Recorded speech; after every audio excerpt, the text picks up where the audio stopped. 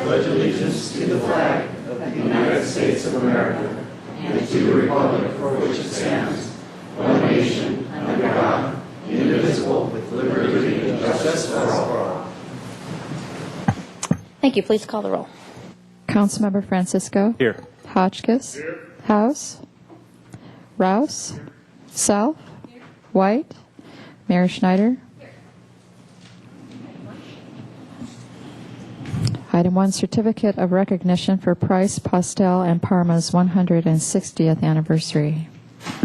Now, I don't have this on blue paper because I know that was your. That was your. Actually, just before I start, when I worked at Planned Parenthood before getting in public office, one of my jobs was doing some historical research of the local affiliate and so forth. And Price, Postel, and Parma represented Margaret Sanger and others way back. So it was a really great project for me to do. And so anyway, this is a pleasure for me. Price, Postel, and Parma was founded in the city in June 30th, 1852, when attorney and Argonaut Charles Fernald arrived and opened a law office. And Charles Fernald served the community faithfully as sheriff, district attorney, county judge, and mayor, brought order to the city, and eradicated the lawlessness that was rampant therein in the aftermath of the gold rush. And Jarrett T. Richards joined Charles Fernald's firm in 1867 and served as the president of many civic organizations, founded a daily newspaper, the Santa Barbara Times, and like Judge Fernald, served as mayor of the city in 1876. So when I'm done, can I get it? No, I'm just kidding.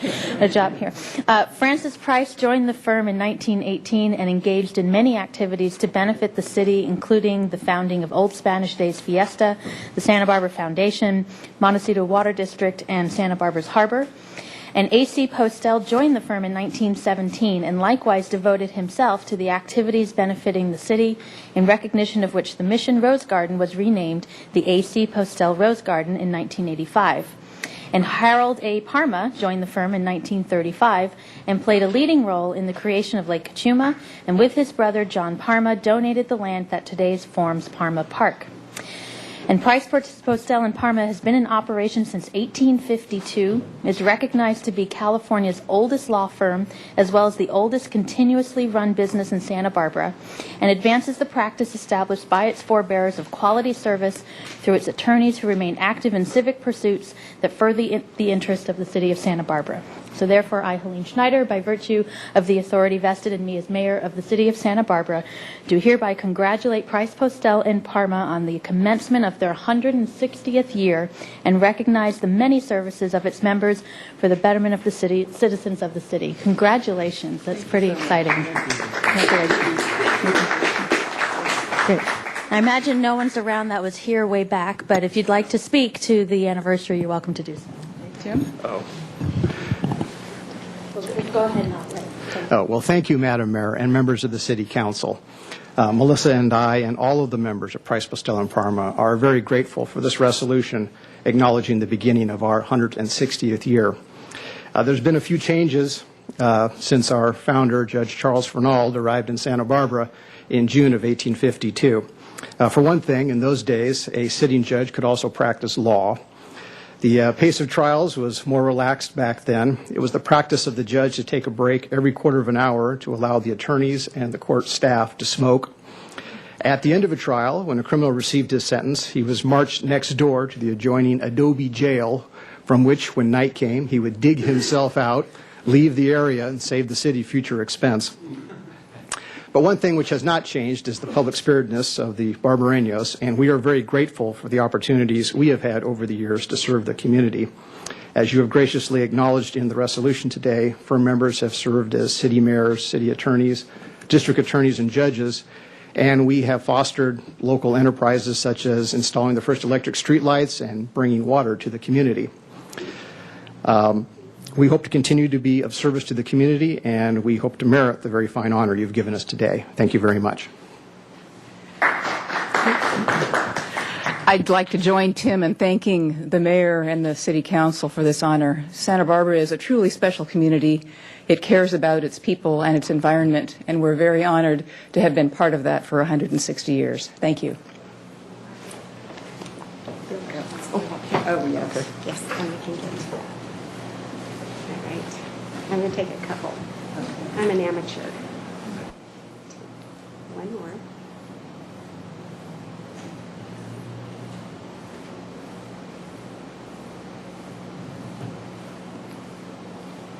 Good, thank you. Thank you so much. Appreciate it.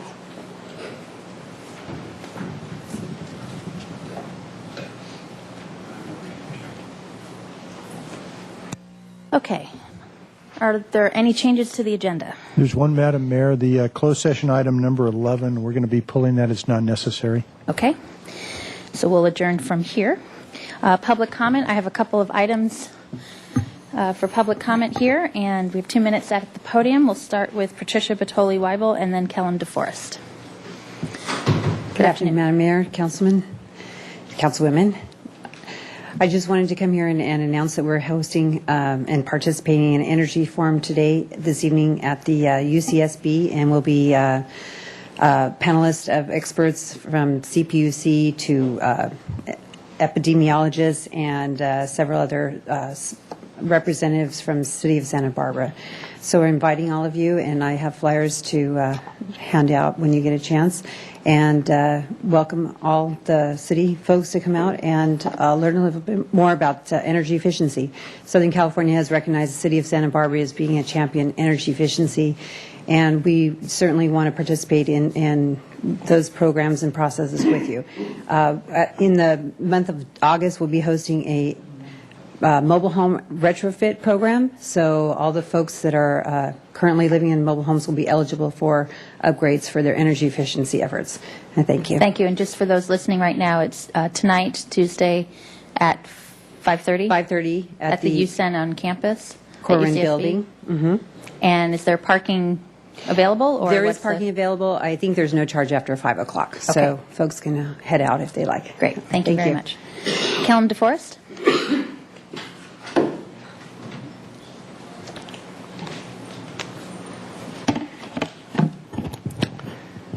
Good afternoon.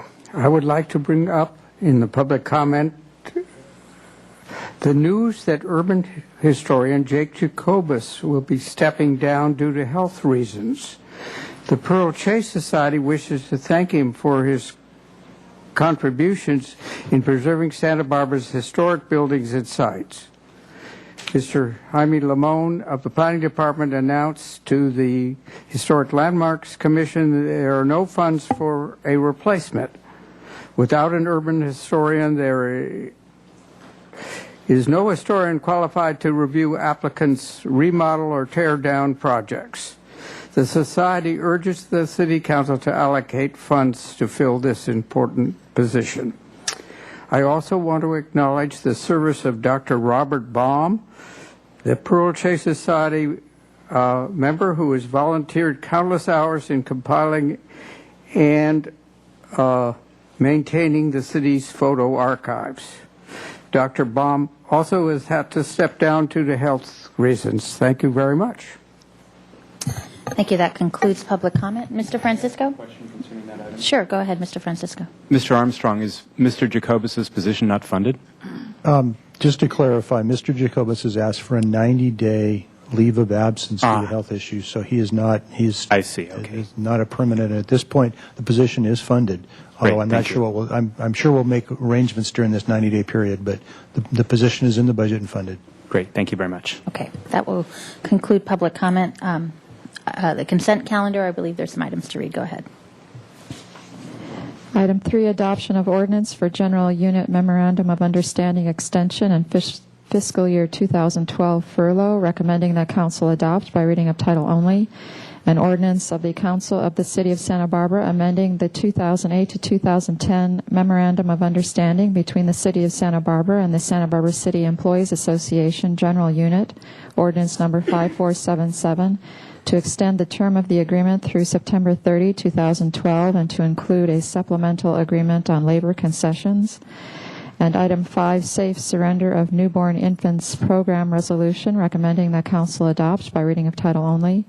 A resolution of the Council of the City of Santa Barbara designating fire stations as safe surrender sites for newborn infants. Thank you. Without further objection, we'll waive further reading. I believe, Mr. Hotchkiss, you wanted to pull item 5? Correct, Madam Mayor. Okay. So that's the safe surrender of newborn infants program resolution that was just read. Go ahead. If you had a comment or... I do, Madam Mayor. Thank you.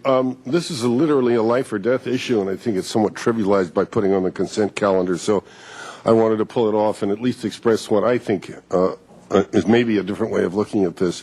The intent of this is obvious. It's to try to prevent somebody from literally throwing away a young life under 72 hours.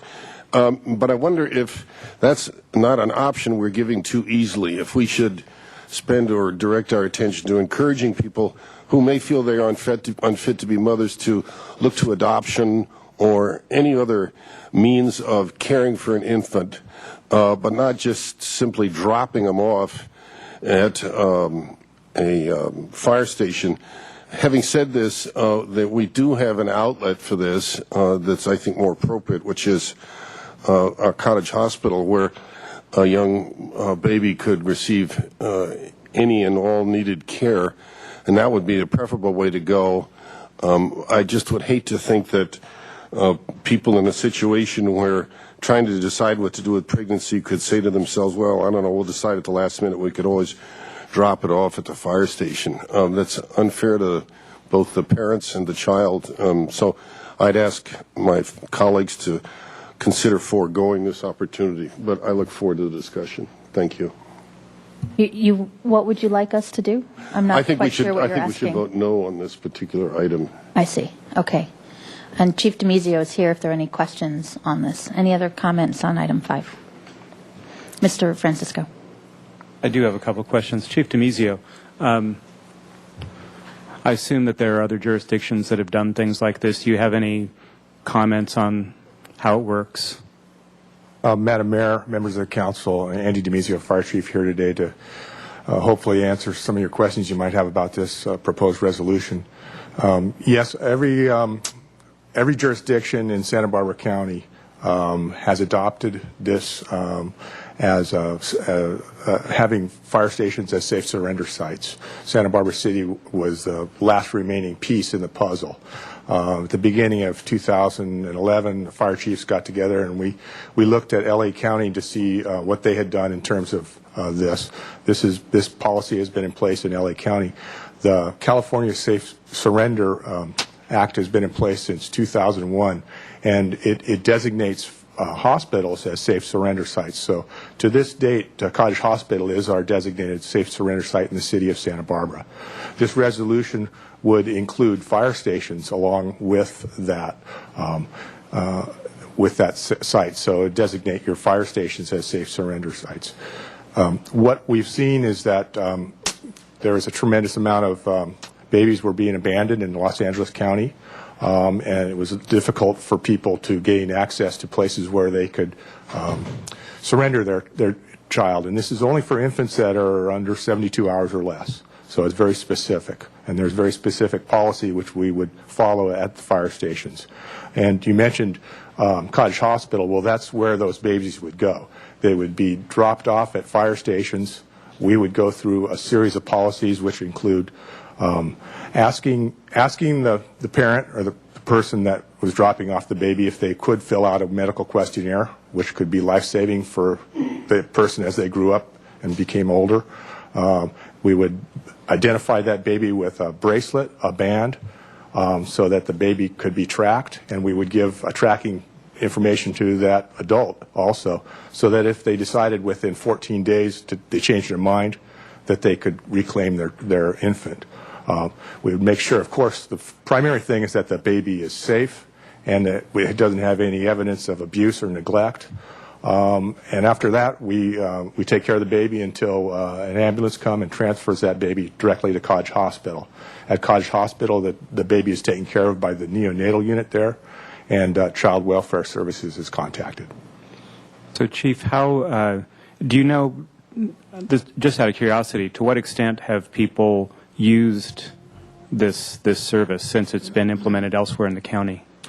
Councilmember Francisco, I contacted Child Welfare Services, and they didn't have any data within the county. Okay. So, the best of my knowledge, they don't have any safely surrendered children outside of Cottage Hospital.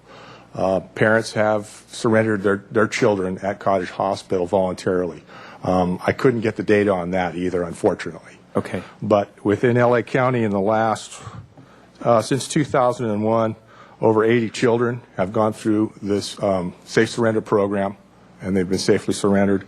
And that corresponds with, during that same period, over 70 children have been abandoned, and 52 of those children were dead. So this program could potentially save lives. I think within Santa Barbara City, we're very fortunate to have Cottage Hospital proximate, but within the county, there are stations, areas of our county that are very remote, and New Cuyama, for instance, and this could possibly save lives of children out in that area. Okay. Thank you very much. Mr. House? And just in response, I think, to Mr. Hotchkiss' concerns, I appreciate where you're coming from, I think, on this, the real compassion for the child, and that they get the best care they possibly could have in a situation this grave. I think it's the without fear of arrest or prosecution that's a keystone to this, and even more than that this is consistently been adopted as policy in many jurisdictions across the state, so that, and of course you have the state statute, so that in a moment of crisis, somebody could very well turn to this kind of an outlet that would safely care for the child, and that's really of course, our paramount concern. So I will be supporting this, and I do understand your concerns, Mr. Hotchkiss, but I think we really need to support this and get with the program in its larger scope. Thank you. Ms. Self? Thank you.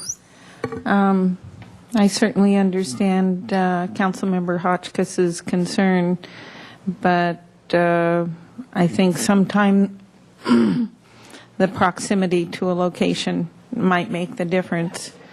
And it's very sad indeed that parents would find themselves in this position. And I would be supporting it because you do have the 14 days. You know, one of the things that drives a lot of people is impulse. And so the impulse of easy location would be better than trying to get to some other spot. And so I would be supporting it. Mr. Hotchkiss? Thank you. Thank you, Madam Mayor. Do we have any feel for what kind of time this might typically involve of our personnel? We haven't assessed the time, but what we have done is ordered up the kits and the questionnaires and the signage for our stations. As far as an impact into the daily routine of the fire, I can't see it being anything but minimal. And this is what we do. We are here to save lives if we can.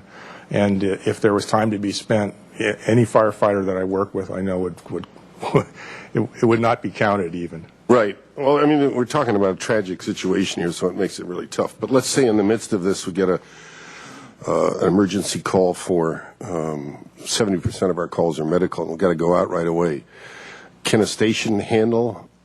Can you see any problem of handling both a child, an infant dropped off, and an emergency heart arrest or whatever? The way this would be handled internally is we would generate an alarm number when we had a walk-in, just as we do with any walk-in medical situation.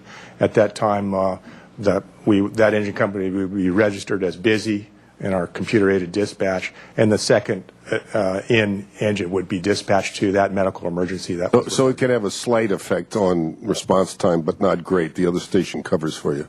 That's correct. Slight but minimal, because I don't anticipate this but being a very, very infrequent event. Right. Well, and I think you make a good point about remote locations such as New Cuyama, et cetera, but we don't have that here, so that honestly doesn't affect my determination on this. I'll probably be alone, but I think it actually would work to preservation of life even better if we just didn't make it easy to drop off. Now, I understand why people feel that way, but this is a tough one. Thank you for listening.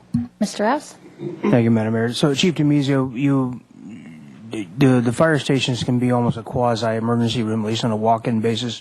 From time to time, people show up with medical emergencies. Councilmember Rouse, that's correct. So, and this, I mean, to me, it'd be, Ms. Self pointed out, this would be a matter of proximity. Clearly, this can be a rash and dramatic decision, not necessarily a right or a wrong one, but I'd have to agree with you on that. It's something that your paramedical facility anyway, and I with or without this ordinance, you guys would probably do the same thing, I would think, so. I agree with you. I think we would just do the same thing that we're doing now, but we wouldn't have these protections in place for tracking. We wouldn't be able to get the numbers to determine if we do have a situation in place within our county. So this really brings it all together throughout the county. And the reason why we wanted to do this county-wide was so that we could say that every fire station in the county is a safe surrender site. And so that's going to be our message, hopefully, if you approve this resolution as a council. Well, and as a potential parent as well, the parent as well is probably not worried about the code or whether, I mean, they see a fire station, they see a medical facility, so no matter what we do with this law, they may or may not show up on your doorstep anyway. I mean, is that a fair thing to say? I'd agree with you, yes. Thank you. Ms. Self, your light's on. Did you have other? No? Okay. Well, I guess just for me, we have absolutely no idea what would be in the minds of a particular person in their need to surrender a newborn to a fire station. And to me, that's much better than getting a call for service to finding an abandoned newborn somewhere else. So I'll be supporting this. So we need a motion for item 5. I move approval. Second. Okay, motion and seconded. All those in favor? Aye. Any opposed? No. Okay, 6-1. Anything else for the rest of the consent calendar, or is there a motion to approve the rest of the consent calendar? I move that we approve the balance of the consent calendar. Is there a second? Second. Okay, moved and seconded. All in favor? Aye. Okay. There's no finance or ordinance committee meetings today, so we move on to item number 10. Plan Santa Barbara General Plan Update. Madam Mayor, I had one exceptional item I wanted to bring up, if I could, before we get into Plan Santa Barbara. Is that possible to do that now? Won't take very long. Normally that would have been during public comment, but I guess okay, our city attorney says let's hear it, and then we'll figure out what that means. No, I don't think he said let's hear it yet. Well, yeah, exactly. Madam Mayor, Councilmember Hotchkiss, is this are you bringing up an item as an ex-agenda item? Out of the agenda, yes. Okay, and was it informational, or are you asking? It's informational at this point. Okay, informational. I would suggest we. Why don't we just? I'll tell you what I'm talking about. And Let's start with that. Okay, fine. So there have been some serious allegations involving the city and our police force, and actually our judicial branch, and equally, I think, among my fellow members here, an inundation of real concern and cries about, well, what is the city doing to get to the bottom of this? And I've explained, I think, as my colleagues have said, that, that's not something we can discuss now. But I tried to explain, and I would want you to explain, or Mr. Wiley to explain, the strictures under which we must operate so that people have an understanding that the city is not stonewalling, but is quite aggressively doing exactly what it should to, on the one hand, ascertain the truthfulness or forthrightness of what's going on, but also, equally important, to protect the people that are being maligned, I would have to say. And if Mr. Wiley had been here, I would have given him the opportunity to do that now, or for us to agendize it next week. But he's not here, and I think it would be unfair to do this without him. So I'm just letting you know that one way or another, this is going to be on the agenda next week. Mr. Vincent, you're welcome to respond, although I also invite Mr. Armstrong if I don't know if it been involved or what, but I'll leave it to the two of you to see how you want to handle this. This is not on the agenda, so we're not going to really get into details about this. Correct, Madam Mayor and members of the council. The City Council has a process for bringing items to the agenda, and I would recommend that this item in particular, as any other item that is not of an emergency nature, this particular issue is not ripe for an ex-agenda item. It doesn't require an immediate response by the city, and so in that sense, it does not qualify for the exception to the Brown Act agendizing rules. Beyond that, I recommend that any council members interested in agendizing this item work with the city administrator's office on preparing that agenda item, and the administrator's office will work with our office in advising the council on that issue. I agree completely. Okay. I think we're done there. Okay, item number 10. which I think you already read. Yes. It said Plan Santa Barbara, general plan update. So it's Mr. Ledbetter. Thank you, Madam Mayor, members of the council. I have a brief presentation here, which I would like to go through rather quickly, and then we can certainly answer any questions you may have, and after public comment, then we could come back and take each one of these set of recommended amendments element by element. That's what I would recommend. So just to update you as to where we are in this process, I'll touch on that, and then to remind you what elements we will be reviewing today: open space, parks and recreation, economy, physical health, environmental resources, public services and safety, and recommended mitigation measures. Although this isn't technically an element unto itself, we're treating that as such because it's a set of policies that would then be integrated into the entire document.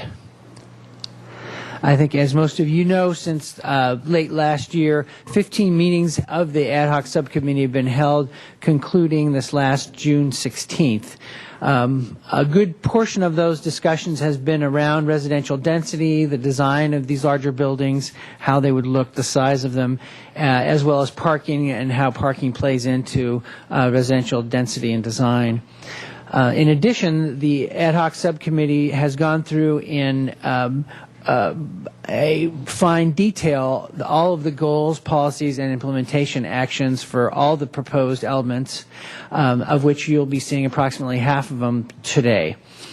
The ad hoc subcommittee has suggested that we present the recommended amendments from which the three members all agreed on, and that's what you found in your attachments 1, which shows the proposed strikeout and underlines. And then we have flagged for you issues for that this ad hoc subcommittee has felt needed full discussion with the council, full council discussion. So I'll be highlighting those as we go through. Under the first element, open space, parks, and recreation, there was really only one key recommended amendment, and that was OP2. And basically what this is saying is that future acquisition and maintenance funding should also, in addition to what's already in that policy, be included for access and connectivity between open spaces. In other words, look for money to link up parks with trails. That's essentially what that one says.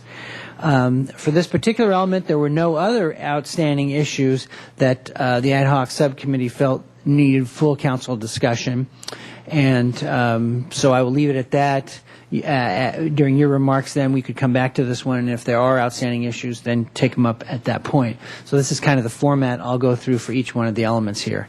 Is there consensus support for these recommended amendments and any of the outstanding issues, and then what would be your direction to us to proceed? Economy and fiscal health, these recommended amendments, the first one was EF, the preamble, essentially, and that was on page 4 of attachment 1. And essentially, what this said was to the ad hoc subcommittee wanted to underscore the need to further community partnerships, basically, and to emphasize working with nonprofits and businesses. So that's what you see there on page 4.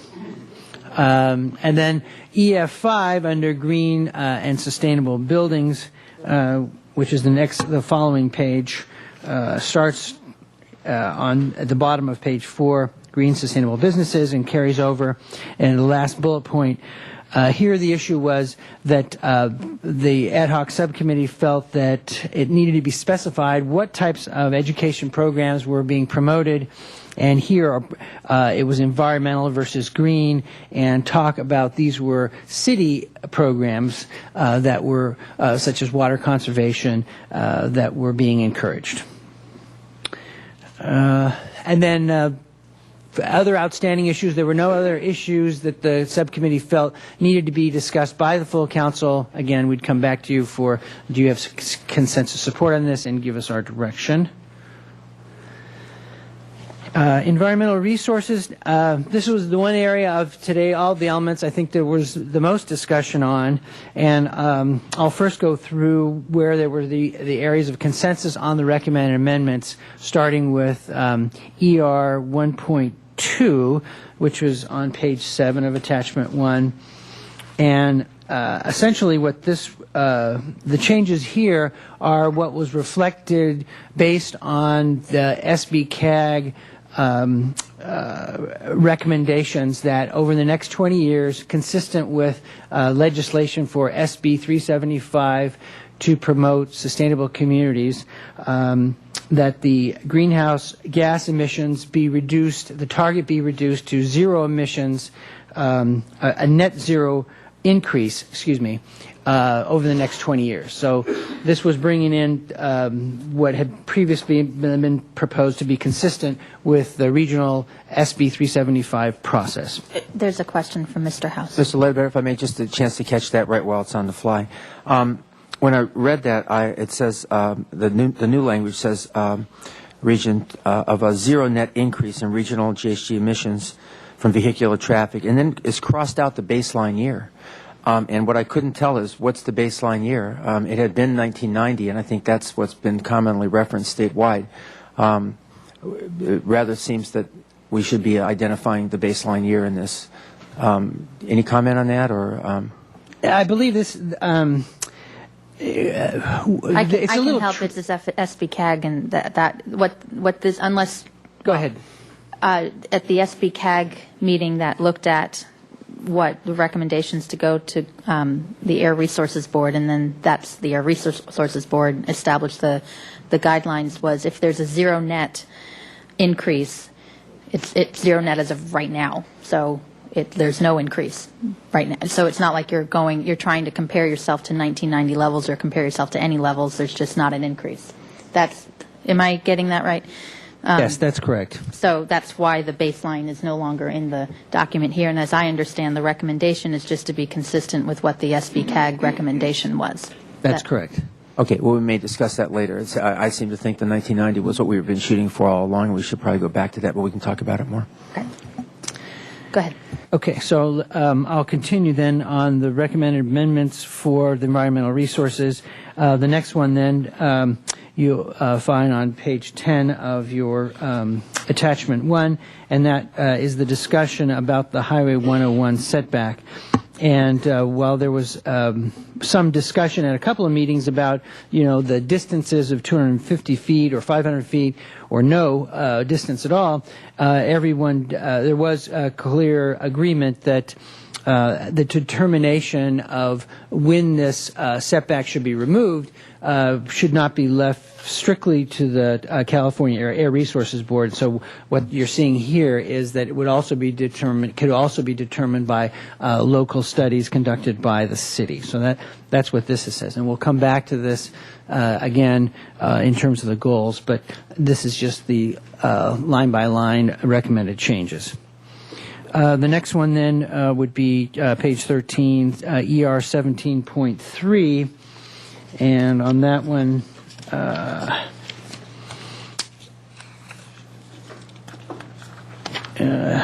that's on floodplain mapping, and this simply states that we'll update our floodplain insurance maps boundaries for special flood hazard areas such as Michigan and Sycamore Creek drainages near area A near the Estero plant. So this is pretty straightforward here. And then let's see, ER 25.3 coastal bluff analysis. This was another pretty straightforward one. This was on page 15, and basically calls when you're determining bluff analysis, you do it on a site-specific level. And then finally... Excuse me, Mr. Ledbetter, since we're on that page and on that fly, on ER 25.45, there's a reference to form-based codes, but did we not remove form-based codes from this entirely? I'm sorry, where is that? ER 25.45, right below the two paragraphs below the paragraph you were talking about. Yes, those have been recommended to be struck out. So Okay, so this is just to slip through, perhaps. yes, so that one should have a strike through it. Thank you. Yeah, and we'll discuss that. The form-based code discussion is really part of the land use element, and that'll be part of the September 8th discussion. But yeah, that was a good catch there. Let's see, and then on page 16, the last one for the environmental resources recommended amendments, simply adding a line at the end underscoring the importance of continuing support for neighborhood efforts for undergrounding utilities. So that's a pretty straightforward Mr. Francisco has a question. Thank you, Madam Mayor. Mr. Ledbetter, many of us received an email concerning a policy about solar installations on historic structures. I believe that's an old version. Am I correct about that? You have to remind me exactly which one that is. It was, I think it was at one time labeled ER5. I don't remember exactly off the top of my head.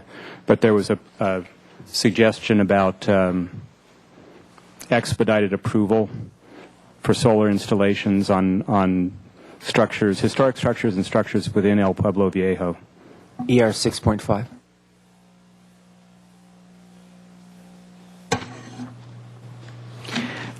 We certainly could, that certainly could be discussed. I don't think it exists anymore. You don't think witches exist anymore? Which way are we going? Apparently there was a provision that we've been emailed about. Right.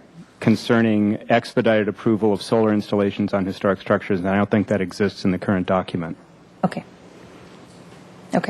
Yes, But I it's just an want to point important out thing to clarify. that the policies that we're talking about are on page 10 of your attachment 1, and those are ER 6.5 and 6.6. And as Councilmember Francisco is saying, the language in here does not include expediting of processing for historic structures.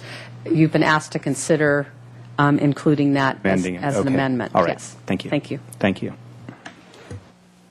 Mr. House, did you have Just a for question? clarification, yes, I think to make sure it's really clear, we've been asked by many people to include reference to historic structures, and we'll get to that discussion, I'm sure, in a few minutes. Okay, so then just to finish up in terms of what was flagged by the ad hoc subcommittee for full council discussion, then turning back to the beginning of this element on page 7, the 3 goals at the top there, and those reference the last 3 goals: reducing greenhouse gases, reducing fossil fuel use, and climate change adaptation. Those 3 were, as I said, flagged for full discussion, as well as specific policies on page 10, and we already have touched on ER 7, the 101 setback issue. And even though there was a consensus by the ad hoc subcommittee on this particular language, they felt that that might still want to be, the full council may still want to discuss that issue. And then finally, ER 9 and ER 9.1 on pages 10 and 11. And this is the discussion of low-emission vehicles and equipment, expanding infrastructure, and establishing incentives for lower-emission vehicles, and then the implementation action that is associated with that in terms of the mechanics of that. That would be ER 9.1. So that concludes environmental resources, both in terms of the proposed amendments as well as the issues, the outstanding issues for full council discussion. And then moving right along to public services and safety, 2 recommended amendments, one of them related to noise standards. And I do believe that the council has been familiar with this issue of the noise standards, and I will touch on that just very briefly here. That's covered on page 23, and there's 3 different components to this, the first of which is allowing for outdoor noise levels to increase to 65 in non-residential and multi-family zones, where in the past they have been at 60. The second component is for exterior residential ambient noise levels in single-family noise in single-family zones, and for these also to allow them to go from 60 to 65, recognizing that this is to address some non-conforming issues where you already have 65 DBAs in these neighborhoods, and so that any kind of additions or remodelings that are done on people's homes, they wouldn't have to go back and try and meet these higher standards necessarily. Now, the one caveat that was developed by the subcommittee was that for the exception to this would be for new subdivisions, and if a complete subdivision in the single-family homes were to come in, they would come in at 60 dBA. And then finally, the fourth component of this is for non-residential noise affecting residential neighborhoods, and this essentially is for recommending use permits, if you will, for those residential uses. And a good example of that was at Ealing's Park, and part of the controversy that was surrounding that. So those are recommended here, and you can see they're spelled out in quite a bit of detail, and this was hammered out through a lot of discussion by the ad hoc subcommittee. The second item is much simpler, and that's on the following page 24, and this basically is just saying that whereas before there was encouraging the fire prevention and creek restoration efforts to combine their planning for prevention and creek protection, extending that beyond just the creek corridors to other habitats. So that was just the small addition there.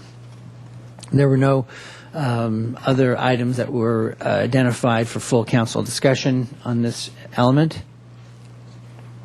Which brings us to our last set of recommendations, and again, as I said, this is not a element per se, but these would be dropped in throughout the proposed document.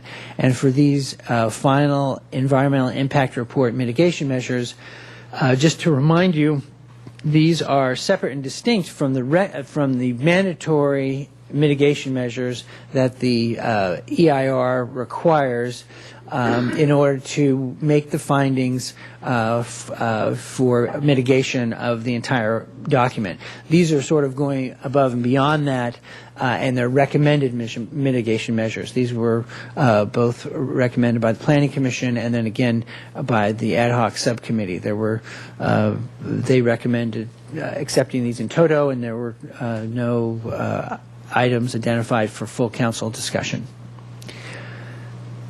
Next steps in this process, the AIA will be coming to you on August 2nd to present their findings from the design charrette that was held over the last 2 Saturdays, and there was a tremendous amount of effort for that. I know they're very anxious to make those presentations to you. A lot of you attended the charrette, so that'll be August 2nd.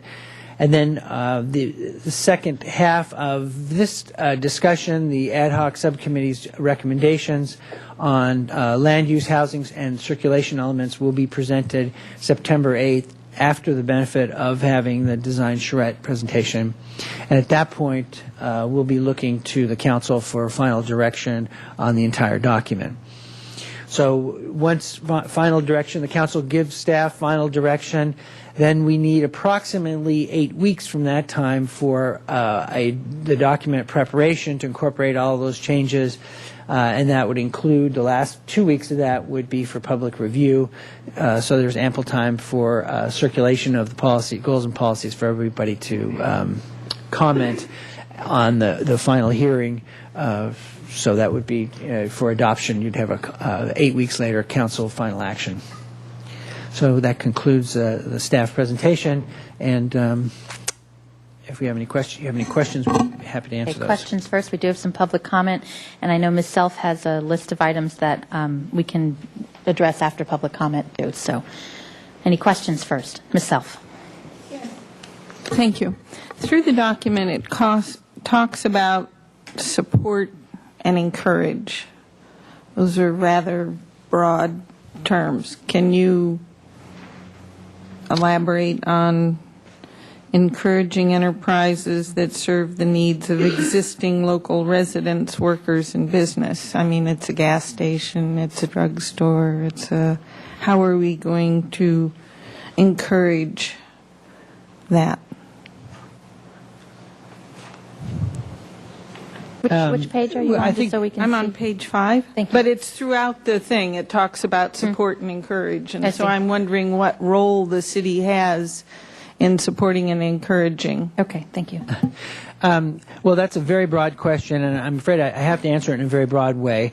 And, I think it's most helpful to look at it in the context of other adjectives such as require, shall, there's really, they're mandates, if you will. They're that narrow. This be done. Right. So in terms of support and encouraging, this is a much softer approach. And in other words, there's no mandate, there's no necessity for annual budget to do X, Y, and Z.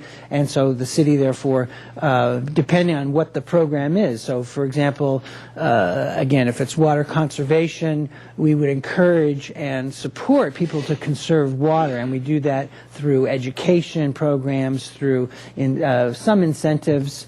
Raising rates. Yeah, perhaps some pricing, that kind of thing.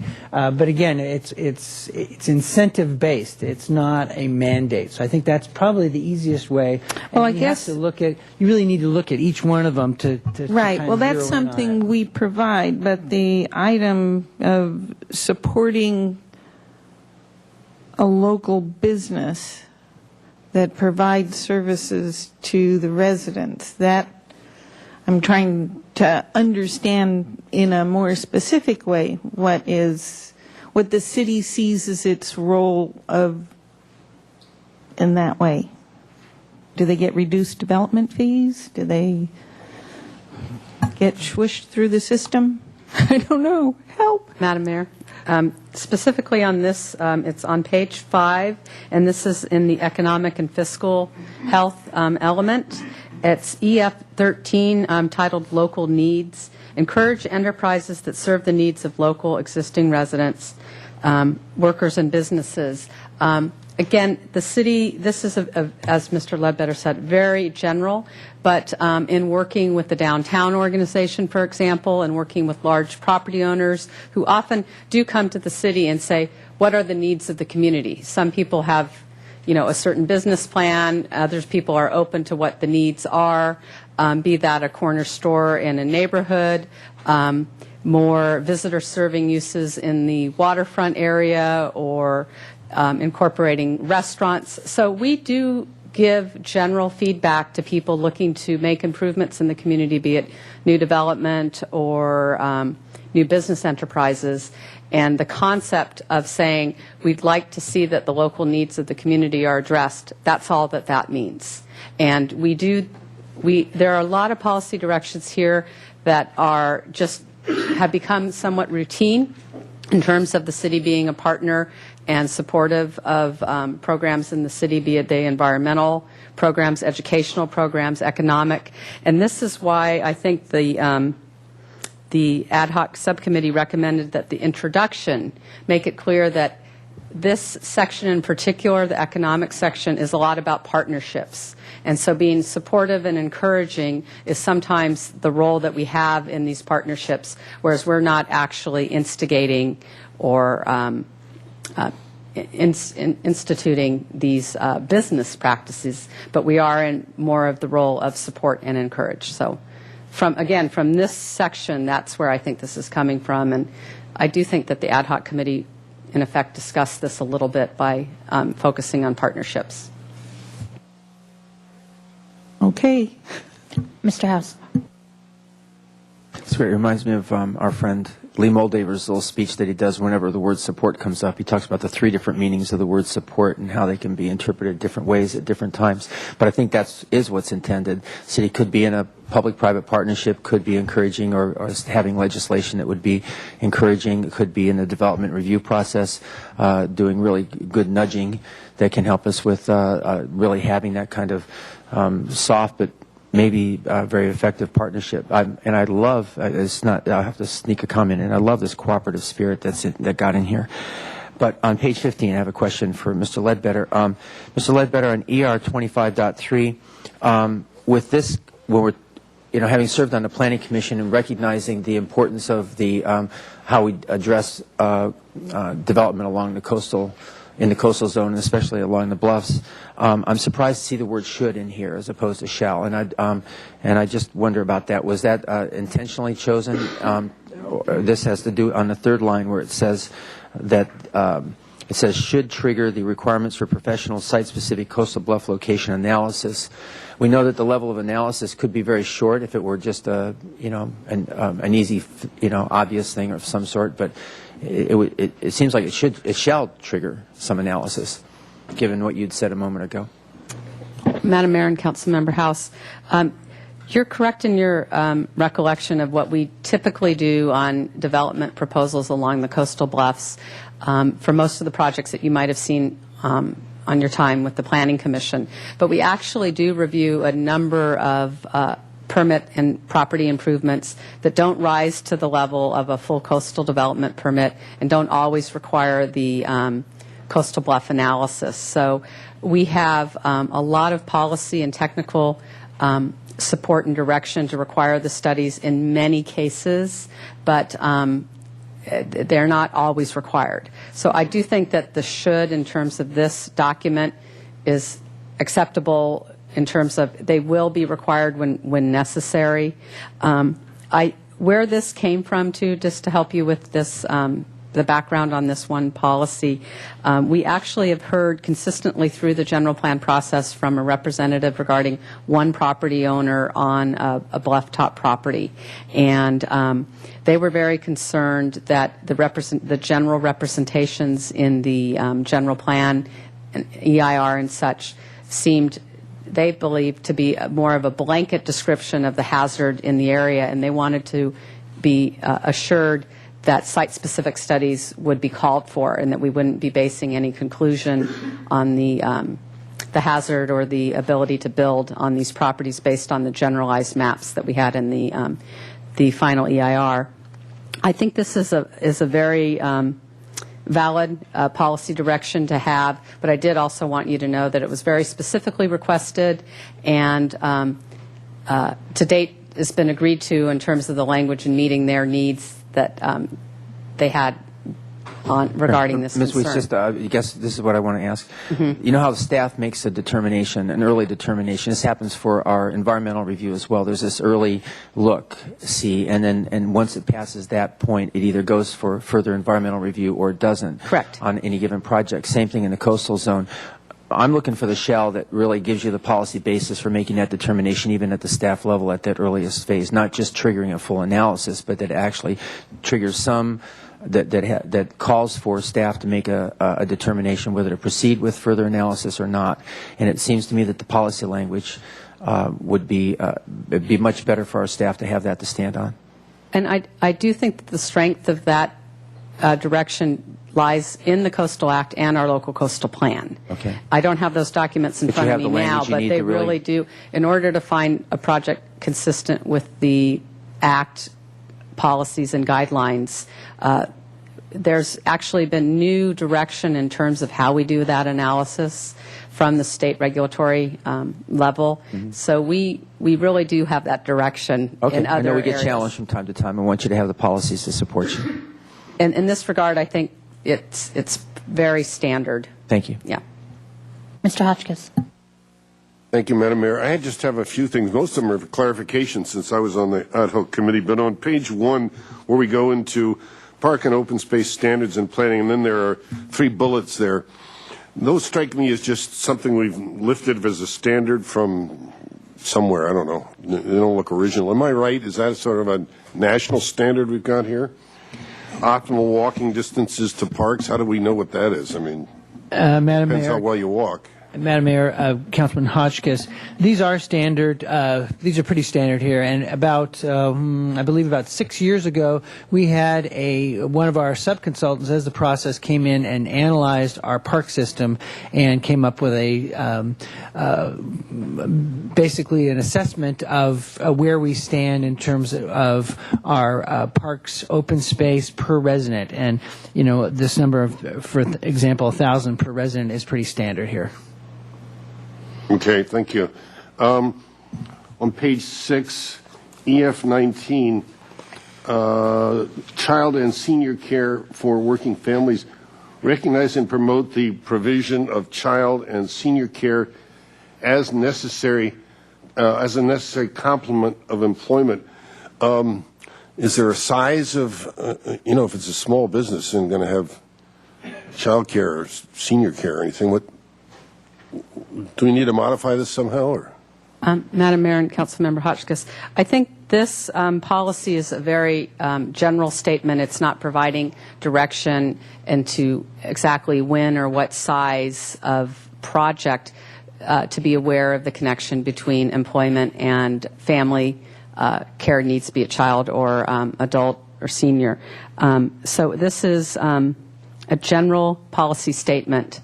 And we did discuss at the ad hoc committee some of the other language where we talked about major large-scale development. And so where the policy was more specific and we wanted to talk about considering the inclusion of child care centers or something, we talked about in large-scale developments. This is a general policy statement. So this is a statement that would allow us to do that, is what you're saying? It would allow us to do that, yes. Be discretionary, those according to the size of business and type of business, et cetera. Correct. This is a basic policy position. Okay, great. ER9, which is bottom of 10, top of 11, it's I think Mr. House brought this up, it's talking about speed limit restrictions for electrical cars. Isn't that, I think I said this before, a state-mandated issue, the 85% rule or whatever it is?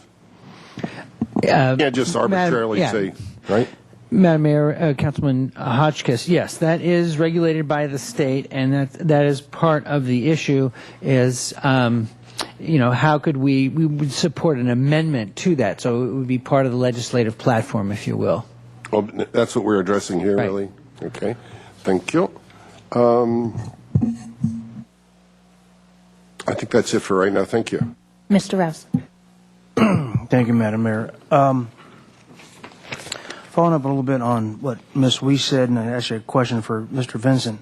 ER 4.2 on page 8, we talk about sea level rise and identifying the different issues with that. And I know this pertains mostly to coastal bluff top development in the spirit of what we're talking about. But also the city has considerable assets in the coastal zone that we have constructed or allowed to be constructed or lease out, and including utilities.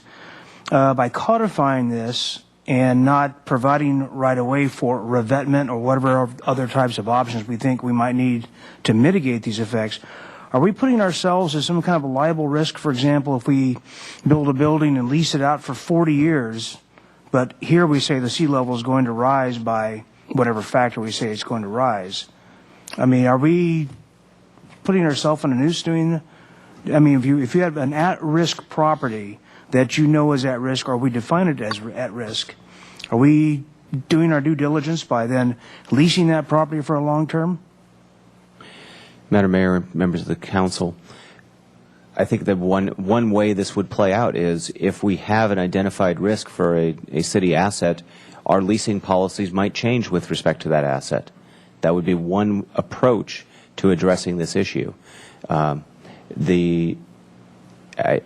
don't believe we have the data yet that suggests that any particular city asset is at immediate risk or even at risk during a leasehold term that I'm aware of.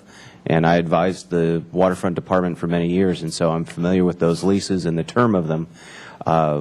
We have mitigated those risks to many of those assets over the years, and the policies that would be adopted here, the general plan would inform staff what what options are available, whether it would be some kind of defensive approach, as you mentioned, a revetment, while that has environmental impacts, but also it might be that we simply don't lease it for a period of time that would bring into question that the risks that you were thinking of. So I think we'll have options within these policies. I think what I was concerned about actually was the inclusive language, just from the identification of those, or identifying all zones. I mean, obviously cliff top and bluff erosion is pretty evident.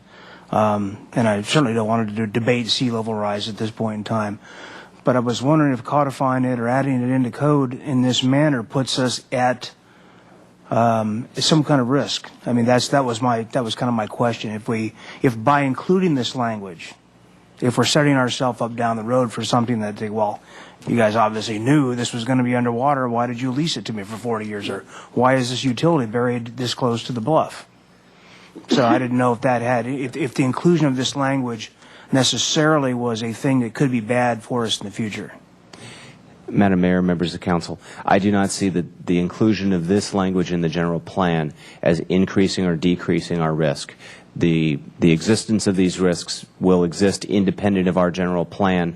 I think it's wise for our general plan to acknowledge their existence and to plan for them. Thank you. Mr. House, did you have something else? Yeah, I want to be sure on that to that same point, because I can see where he's going with that. This second bullet point at the very end, it says, and manage retreat or relocation of facilities. So it sounds like you've got kind of including these kinds of responses to whatever issue that would be coming up. So it's not an exhaustive list, but it points to some of the possible things that could be done. I know Ventura City has just done one of the first managed retreat projects in the entire California coast, and they're being appreciated for it.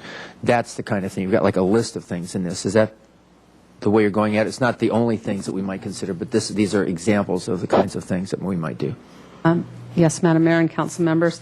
If I see this policy as helping us be prepared, and as Mr. Vincent said, plan ahead and consider the risks, identify which areas are potentially, areas and property are potentially at risk, and to plan for them. So I see it as being proactive to decrease risks and liability rather than create that. And again, in looking at these, this language in the general plan, just always want to point out to you all that the structure, that sometimes we're talking about a policy, which is usually fairly broad and general description of the goal, or a little more specific description of what the goal that the general plan is setting out. And then the 4.1 and 4.2 are possible implementation measures to carry out that policy. Some of the possible implementation measures do end up being codified, and then some of these are study and practice that come, down the line. So in this area, it's really primarily focusing on review and study and planning ahead to adapt as conditions change and needs are there. Thanks for the comprehensive answer. That's really great, Ms. Weiss. Thank you. Ms. Self, your light's on. Did you have another item? No? Okay. So we'll move on to public comment. We'll start with Paul Hernandi, and I see that Mr. Burke, and I see him is here, so he's yielding his time to Mr. Hernandi, so you'll have 4 minutes, and they'll be followed by Virginia Robbins for 2 minutes. Afternoon, Good afternoon. Madam Mayor, council members. I think this is not set for the 4 minutes, or great. If I had not been offered these 2 minutes as I was walking in the meeting room this afternoon, I would only have simply said that, as you probably know, the Citizens Planning Associations has often expressed uneasiness about some of the noise and some of the air quality policies that now move slowly into a finalized version. And but now, having a little more time, I would like to call your attention to as apparent inconsistency. The general plan update is very aware of the potential walkability of Santa Barbara thanks to our climate and so on and so forth. But there is another potential here, which I don't believe gets ever mentioned, the attractive possibility of keeping our windows open several hours every day of the year, and also, of course, to have a lot of outdoor living. And both of these things are somewhat endangered by some of the noise and air quality policies that I am afraid you will eventually embrace. And it is also important to notice that a very important dimension of the plan Santa Barbara is energy conservation. And of course, being able to live outdoors and have our windows open is a very important aspect of how we can save energy, because otherwise we have to close windows and turn on air conditioning. And basically the newly proposed noise standards often imply that in order to get the indoor noise level, which is prescribed by the state code, one needs to have very well insulated windows, and often enough they have to be closed. So I would just like to request that you give another careful thought to whether the noise standards should indeed be applied less rigorously as they have been in the past, and whether it is really wise to fly into the face of the California Air Pollution Control, California Air Resources Board and the Santa Barbara County Air Pollution Control District's strong recommendation that there be a 500-foot setback from the 101 freeway for air quality reasons, but noise also enters into that. And simply reduce that to 250 foot setbacks. And in general, when residential developments become part and parcel of a mixed-use building, much more attention should be paid than the general plan update so far has been, to make sure that we have generous landscape setbacks, at least for the residential portion of mixed-use buildings, even in commercial zones. Thank you very much for indulging me. Maybe at the end I will say that I am Paul Hernaldi, speaking for the Citizens Planning Association. Thank you. Actually, there's a question for you. Mr. Hernaldi, you can come back up. if I may ask you a question? Yes, sir. I want to be sure I understand the first part of your comments. Here's what I think I heard, and then you correct me if I'm wrong. So it seems like what I'm hearing is you are, not you personally, but the organization is embracing the lifestyle of being able to have our windows open and enjoy the breezes, and that's got energy-saving benefit and all those things.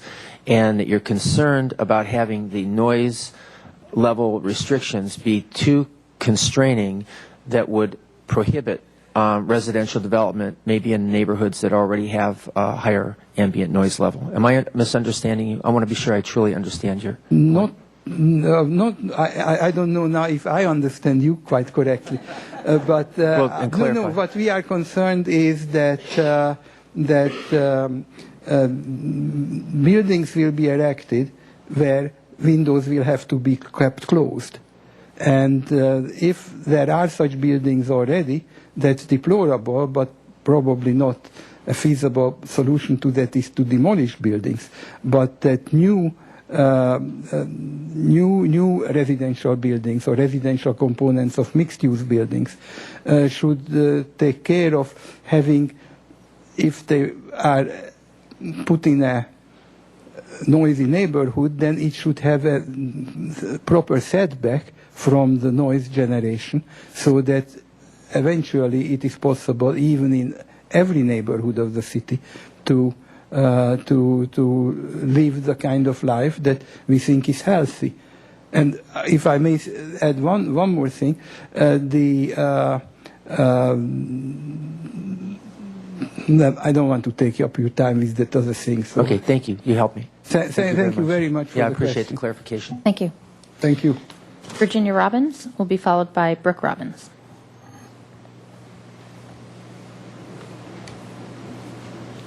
Good afternoon. Thank you, Mayor. You can put that Madam mic right Mayor? down if you want. There you go. And council members. I'm here today to support the new technologies that allow people to choose from a range of options in transportation, housing, and business. I support the Plan SB subcommittee recommendations, but would like to see several of the implementation actions strengthened or clarified, and that's specifically the three. The ER 6.5, facilitate renewable energy technologies. The city has an exemplary over-the-counter permit process for rooftop solar. Unfortunately, this process does not apply to historic structures or structures in historic areas. ER 6.5 should specifically highlight the intent to facilitate use of renewable energy on historic structures and in historic areas. It should also lay out a plan for how such a plan might be implemented. ER 6.6, solar energy. I support all new construction and significant remodel projects installing solar energy and ask that any residential projects of 3 units or greater be required to install a minimum of 2 kW of solar photovoltaic per unit. If 2 kW per unit will not fit, it is often easiest to install solar on the residential roof. And solar may also be installed over a parking structure or on the ground. All types of installations should be encouraged through this implementation element. And lastly, ER 9.1, electric vehicles. Southern California Edison has identified the city of Santa Barbara as the 4th largest electric vehicle market out of 183 cities in their service territory.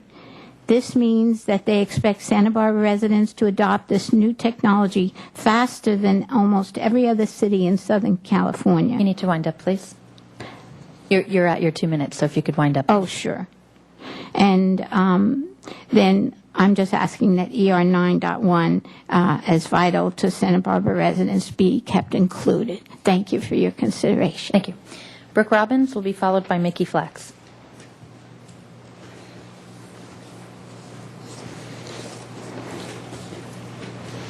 Thank you, Santa Barbara City Council. I am in agreement with Virginia Robbins. In addition, I'd like to state in regarding Plan SB, generally, Santa Barbara County is known for the environment and the environment movement. I think a lot of people take pride in that in the Santa Barbara County, as not only the movement, a lot has been originated from this area, but Earth Day itself, now that it's mainstream in corporations and globally, it's affecting citizens worldwide, this issue in general. And I think that the participation and the support of Plan SB is a movement in Council's voting process in the right direction, as there'll be many, many more issues to come to help make the city more green and more profitable, but also to create and attract the quality of tourism that we have as being a very positive environment where our air is clean and there's just a lot of progressive movement towards technology, as Virginia Robbins was stating. I think that in specifics regarding policy, any issues that would arise from what's perceived a more conservative point of view regarding environmental issues, if need be, to be more specific, as was stated before, in clarifying with historic preservation, not to affect the architecture or the design of certain landmarks. I think that it should be noted that there are many options in size and product that are out there these days to choose from, and that those issues are minor into the general issue that we need to move forward and be more supportive with this as an opportunity to do so for many more that will come. So thank you for your time and your consideration. I hope that I spoke well on behalf of the county. Thank you. Mickey Flax will be followed by Kellen DeForest, and the final speaker will be Sheila Lodge. Good afternoon, members of the council, mayor. I come to plead on my own behalf and to some degree on behalf of SB for All that you look at this document as a plan for the future, that this is to guide future development and what is to happen in our community. I'm afraid that sometimes you look at it with the lens of today and sometimes even yesterday, and that defeats the whole point of a general plan update. So that's in general. Specifically, part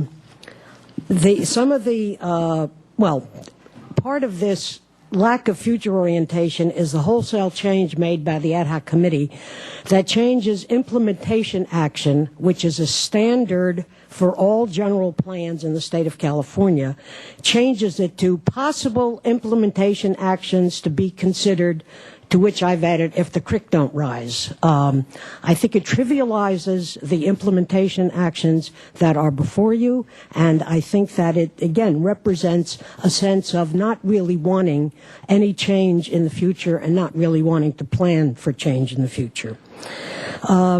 With regard to issues before you today, ER 9.1, again, electric vehicles, I'm afraid, are the future. A good portion of our transportation will require them because we will run out of oil and we will run out of air to deal with the pollution that oil covers. So simply closing your eyes and saying, no, we don't want them and we don't want to make provisions for them is, again, looking to the past, not to the future. There is an issue of... 10 seconds left, just about. Pardon me? You have 10 seconds left. Okay. EF 14 has to be changed. I would suggest to add the language while allowing development of multi-unit projects for our workforce. On page 10, PS 10.3 on the sound thing is discriminatory on its face. It requires a maximum of 65 dBA for multifamily and 60 dBA for single family, indicating that there's some difference between people who live in those two kinds of structures. I think that is legally a suit waiting to happen as discrimination. I want to commend the Robins again. I think that, again, that is future thinking. Solar power is the only way that we can survive. You need to wind up, Ms. Flax. Right. And so I urge you, this is a plan for the future. If you want to pass it, you have to think in those terms. Thank you. Thank you. Sure. Actually, Ms. Flax, you can come back to the Yes. mic. There's a question for you. Ms. Self? Yes. I wanted to make sure I heard you right. On page 5, EF 14, are you objecting to that? EF 14, yes, because it contradicts our pyramid zoning policy where we do allow construction in these kinds of areas, and it contradicts things that will come up later in the land use element, which allows for construction in these areas. So, Meaning residential and industrial zones. right. So, as I said, I suggest the language that it remain where it is, but the language added be while allowing development of multi-unit projects for our workforce in these areas. That's what I'm recommending. Thank you. Madam Mayor, if I could clarify something on that one. So on EF 14, this was originally drafted to protect all industrial zones, and so today we have two. We have the M1 that's strictly industrial, and we have the CM, which allows commercial. Now, through the development over the of the plan in the last 6 to 8 months, there's been more and more discussion about multifamily in the CM zone. So, in fact, that's where the charrette was based. Two of those big projects were in the CM zone. So,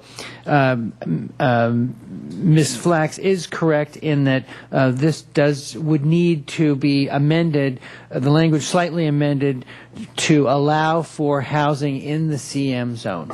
So, just as a clarification, because the way it's written now, it's protecting all the industrial zones from any kind of housing. In other words, keeping the housing out because it would gentrify and displace some of those industrial uses.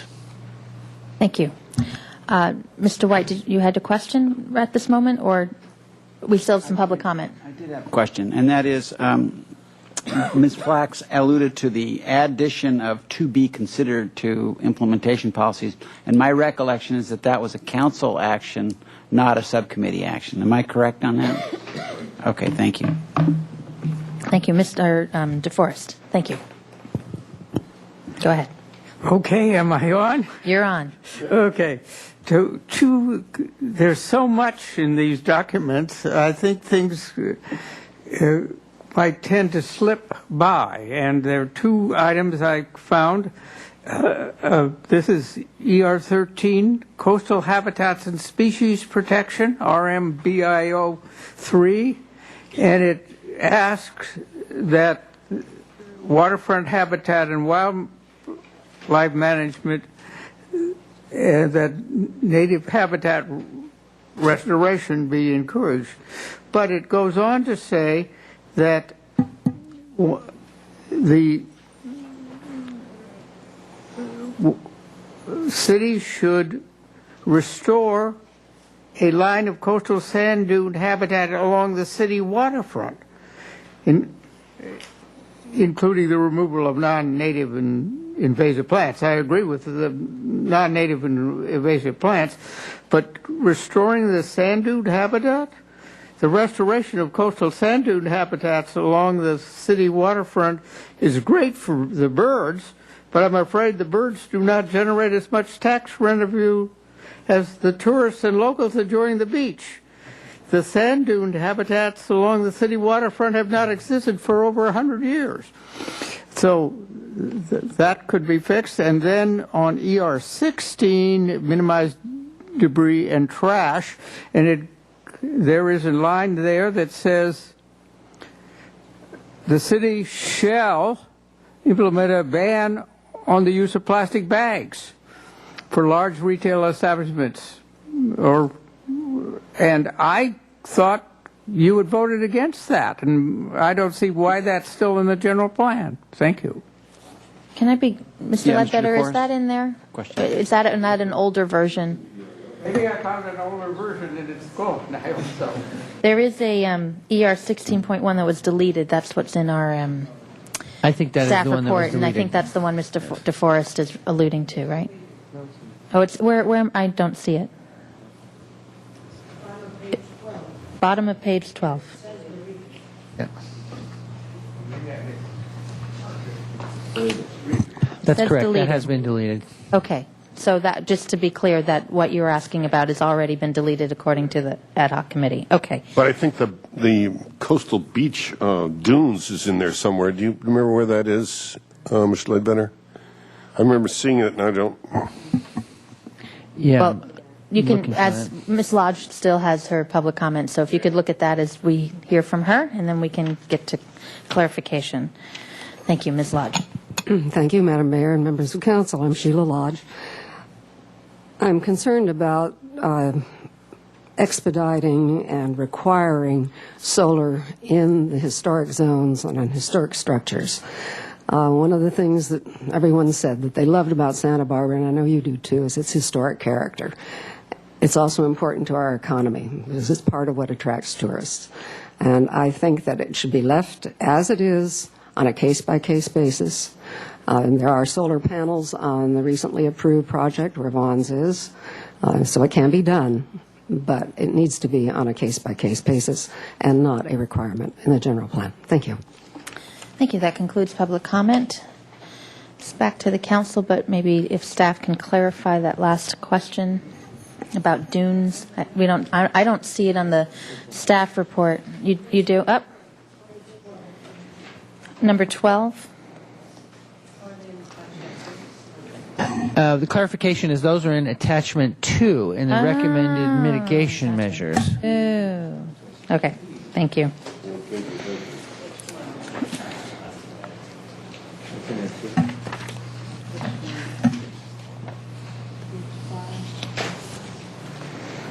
Okay. Thank you. So, So page 5 at the top is restrictions on retail plastic bags. page 5 of attachment 2. Yes.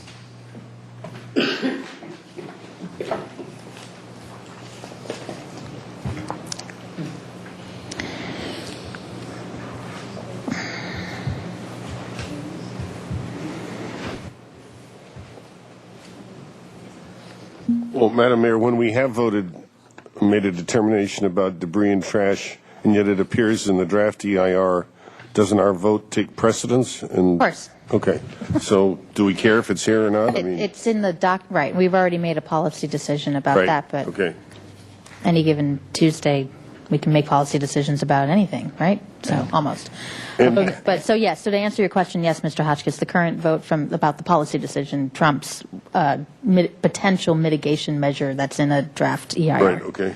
And the restoration of coastal dune habitat, do we need to address that because it's in the EIR but not in the document?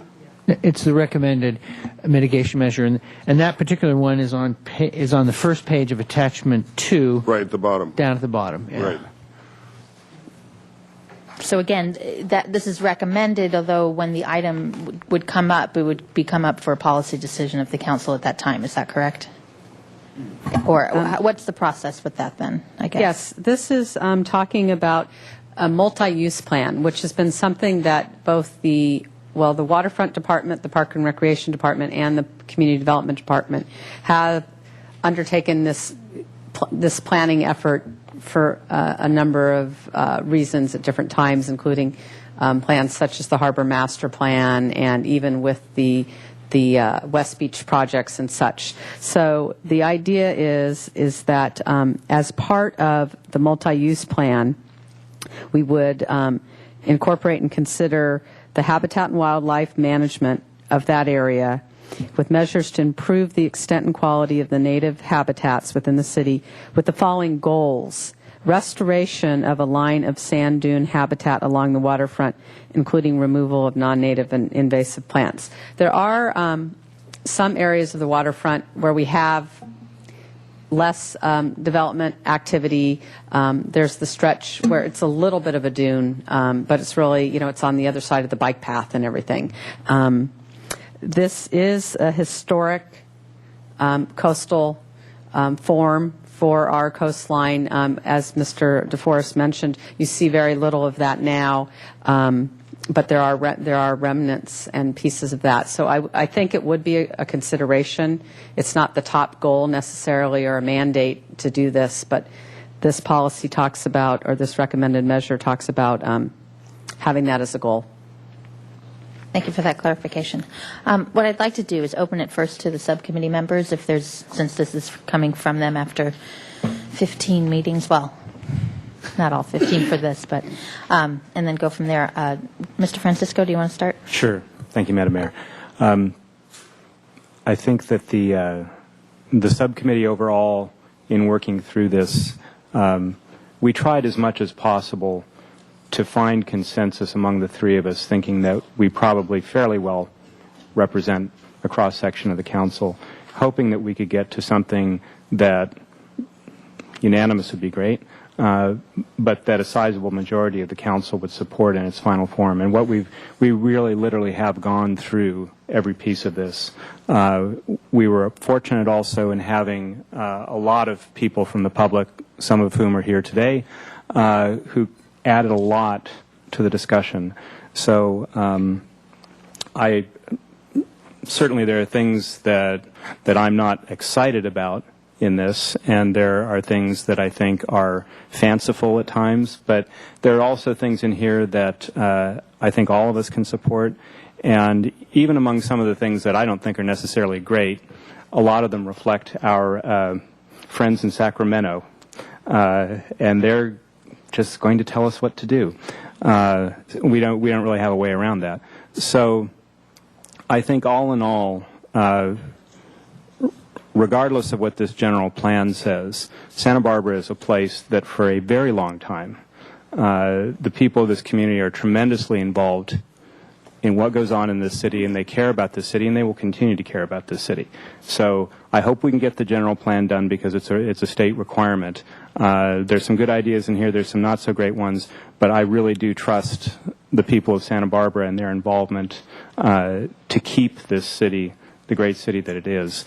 As to the specifics in here, I've already expressed all of my opinions at the subcommittee level, and I'm, at least as far as these particular elements are concerned, I'm happy with the document that we have before us, and I'd be fine to go forward with it as it is. Okay, thank you.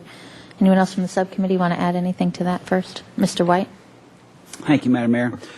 I think that I share the views that there are things in here with which I am not happy, but that as a package, at least, I think we've chewed on this pretty hard. Obviously, we've set aside the biggest issues, and we'll be dealing with that at a future time. So these are the peripherals,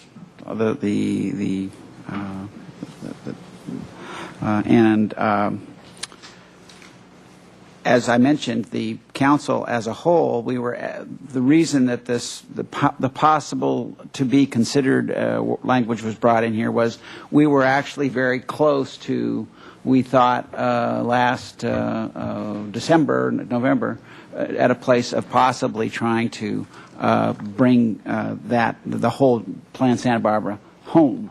And it didn't happen, but that was part of that compromise language was part of that conversation. So I do feel disappointed that it's there without having gotten the whole package done, but I'm hoping that it's a good faith gesture for going forward at the end of this process with pulling together a complete package that can get approved. I would like to and maybe, so as a subcommittee member, those are my comments. I would like to particularly to revisit the electric vehicles discussion, at least before we finish this. It doesn't need to be part of the subcommittee conversation, but so as a subcommittee member, those are my comments. And then the electric vehicles question I'd like to that the council discuss before we vote on all this today. Okay. Mr. Hotchkiss, as a member of the subcommittee? No. Okay. So what I would suggest, instead of going through each and every item here, is that if there's something, we'll start first with what's in front of us, and if there's something members want to discuss, Mr. White just mentioned, for example, the electric vehicles, and we can discuss that, have that discussion, and then I know Ms. Self has a handout, and we'll probably want to look at that, and we'll do that afterwards. So have this discussion first, and then have Ms. Self be able to bring up her points. Of course, if you have, Ms. Self, if you have points about what's in front of you, you're allowed to do that, of course, right now. So, Mr. House, I'll start with you. Thank you. I already mentioned one thing that's to me really appreciated, and that is this, that's really out loud articulated the sense of cooperation with the private sector. And I think the subcommittee really got it right there. And so much of what we've done and seen accomplished in the city of Santa Barbara has been because of that. And that's really appreciated. I'm looking at a few things that I'd like us just to take a moment with, so I didn't get myself too mixed up here. EF 14, I think, is the first one I'd like us to look at. I think that if it said... Page 5. Page 5, protect industrial zone areas, I think it really should just say simply preserve the M1 industrial zone as a resource. That's been a long-standing direction of the city of Santa Barbara, and it I suppose staff is putting that up there now, but I think we really should continue our focus on the M1 zone in terms of preservation. The other areas, there are places we've already seen where mix of uses can really enhance the area, and I'd hate to see us have a policy that would diminish that or that would discourage that. You're just suggesting to put the language M1... Preserve the M1 industrial zone as a resource. Keep everything else the same. Okay. On ER 12, so yeah, a whole lot of the things that I had concerns about have already been 11? addressed. So page 11. Let's see if I've got that right. No, just a minute. No, that's not it. It's ER 1.2. Let's go back to ER 1.2. That was my conversation or question about the baseline year. I would just like us to... Hold on. Just go to the page 7. Thank you. Okay. I would just like us to identify which year we're using as a baseline. That's all. And staff can guide us on that. If it's this year, great. If it's earlier, great. But I'd like us to get that actually established. Madam Mayor and Councilmember House, there's a couple of sources of legislative direction and program direction for the reduction in greenhouse gases. And as the mayor explained, and when we looked at that policy, we were trying to bring that particular direction in alignment with the action of SB-CAG. However, there still is the state regulatory and legislation about the 1990 level as a baseline condition. So I can ask Ms. Shelton to expand on that. But as we are looking at a climate action plan, assessment of projects requiring technical studies, and looking at greenhouse gas generation, as you're stating, the recollection of the 1990 as the base year, that does come from the state regulations, and where we need to be consistent with those, that could still be a consideration. But the SB-CAG program will develop something specific for our region, and what the Air Resources Board and the county and all the participants have found, that if the city in this area maintained a net zero, how does that help the whole larger state meet its goals for the 1990 level? That's how I understand it. And Ms. Shelton, would you please provide additional technical experience on that? Yes, Madam Mayor and council members. Actually, Mr. Ledbetter is really the one that's going to the regional SB-CAG portion of this, and also Rob Dayton, I think. But I would just point out that the SB-CAG goal of keeping the same emissions level by the year 2020 is really just a component of greenhouse gas that deals with vehicle emissions. So that's one part of the overall greenhouse gases. But there are still these state guidelines and goals that were adopted by both Governor Schwarzenegger, as well as reflected in state legislation that followed that up, that are looking to reducing greenhouse gases to 1990 levels, which is equivalent of a 15% reduction. And they were really looking at around 2007 as a baseline. That's what we ended up using for our EIR analysis for the general plan, and that's what the county is using in their analysis as well. But I'm not sure if Mr. Ledbetter could clarify for the SB-CAG work for SB 375, whether they are also using that same year. Yes, I believe they are. Same year. So 2007? Yes. And isn't that the same year that the city did an inventory of our own facilities? It was 2007 or 2008 we did an inventory of our own. They've been doing inventories and updating that every year since 2005, and we do have data for 2007 and also 2010, just that shows that the city operational component of greenhouse gas emissions is already exceeded reducing to below the 1990 levels. So city operations are there already. I just think it's really, so I don't really honestly care which of the years we pick, but I think it's important that we pick a year when we finally come down to it, and we'll have a place to start. And staff can guide us as to which of the years or where we have the information to even make that kind of a starting point or baseline. Ms. Shelton? I think we can just follow up and clarify with SB-CAG and bring that one back. I mean, I'm okay if we're consistent with the county. I'm not trying to say be inconsistent. I just think we should specify, that's all, because it leaves it just meandering out into the future. At what point do we start our, what are we measuring against? Yeah, it is a little complicated because there's a lot of different facets to it. As Ms. Shelton said, SB 375 is focusing primarily on vehicle emissions reductions. The city operations is strictly what the city controls as an institution, an entity. Then what we looked at in terms of Plan Santa Barbara was the entire city. including what our institution is looking at. So, they're done at different times and for different purposes. But generally speaking, yeah, you want to be using the same baseline for everything. That's the And we're goal. also talking about buildings and other things, not just mobile sources here with our Right. general plan. So I think that's important. So anyway, when it comes back around to us, if you could have thought that through, it'd be very helpful.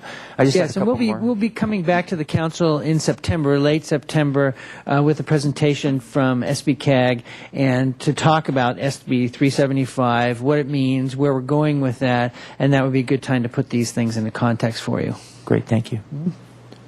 Madam Mayor, ER 6.5, if we could just take a look at that.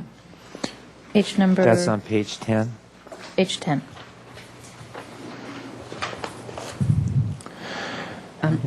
Madam Mayor, Councilmember House. Ms. Weiss. We had the staff in the planning division we have a couple of people who help facilitate the permitting for the solar installations, as well as work on through the design review and historic preservation process.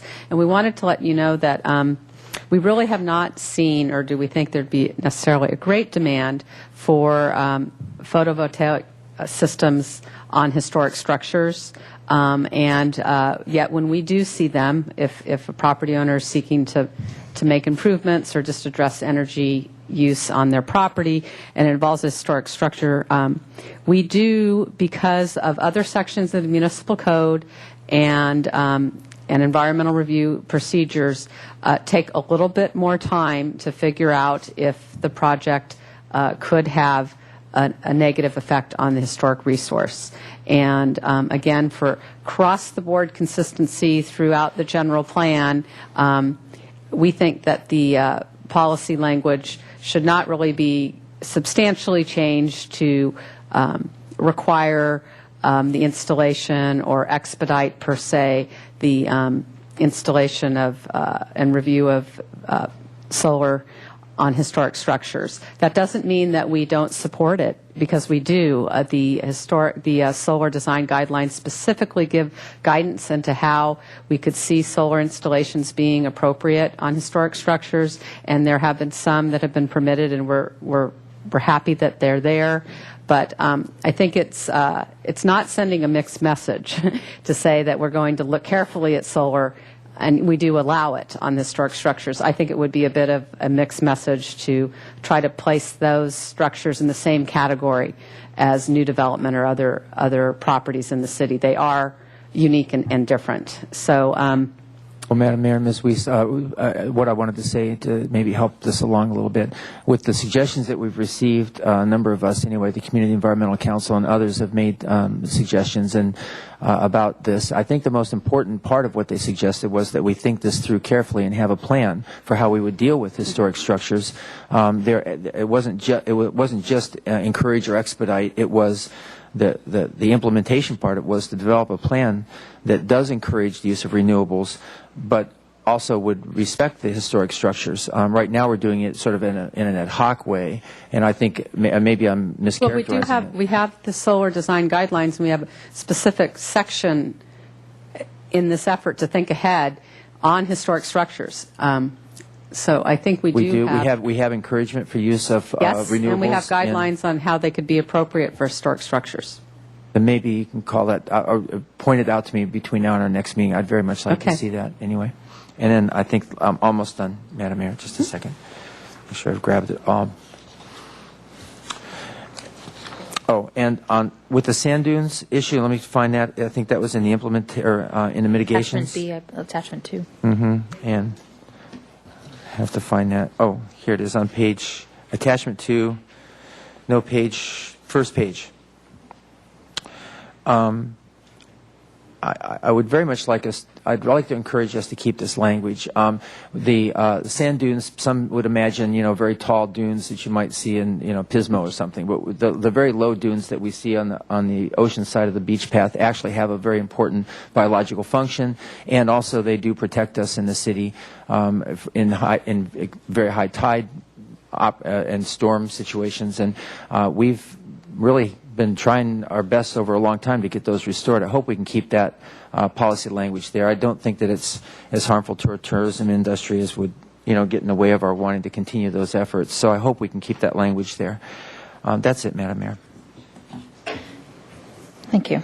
Mr. Hotchkiss. Thank you, Madam Mayor. Just to continue with what Mr. House said about the dunes, can you describe to me what we're thinking of there? I mean, it's not Guadalupe. What are we talking about? Well, the area that I'm most familiar with is when you go over the bridge at the Laguna Channel, and there's the soccer field on the north and the bike path. There's some dunes there to your right towards the ocean. And I think what the idea here is in this multi-use plan is that area is not really actively used. There's no program, on the beach side, for example, there's not a launching area, there aren't volleyball courts and things like that there.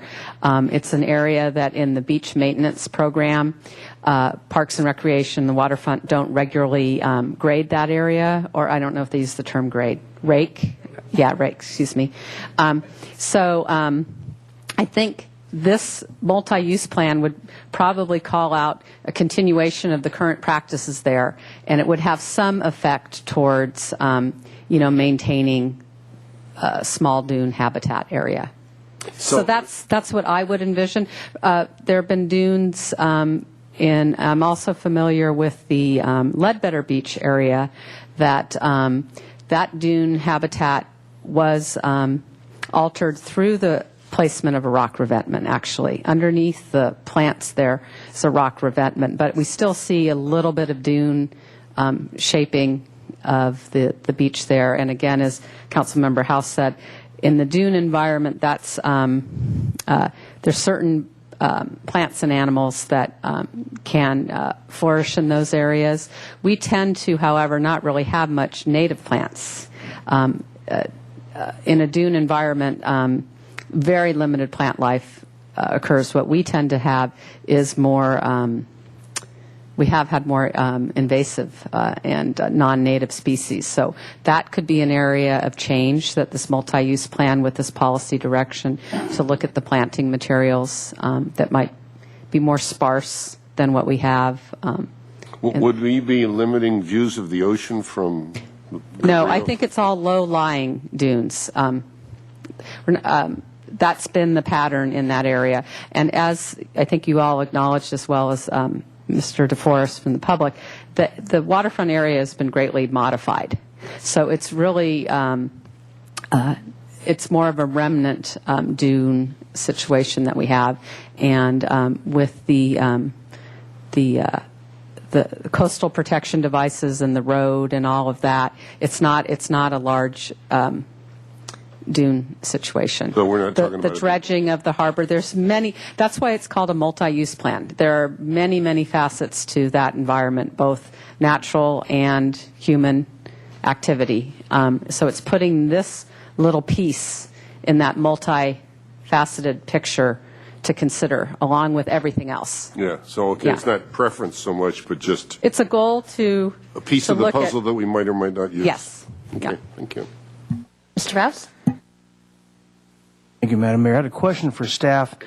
Going back to 6.5 and 6.6 on the solar energy requirements for multi-residential projects.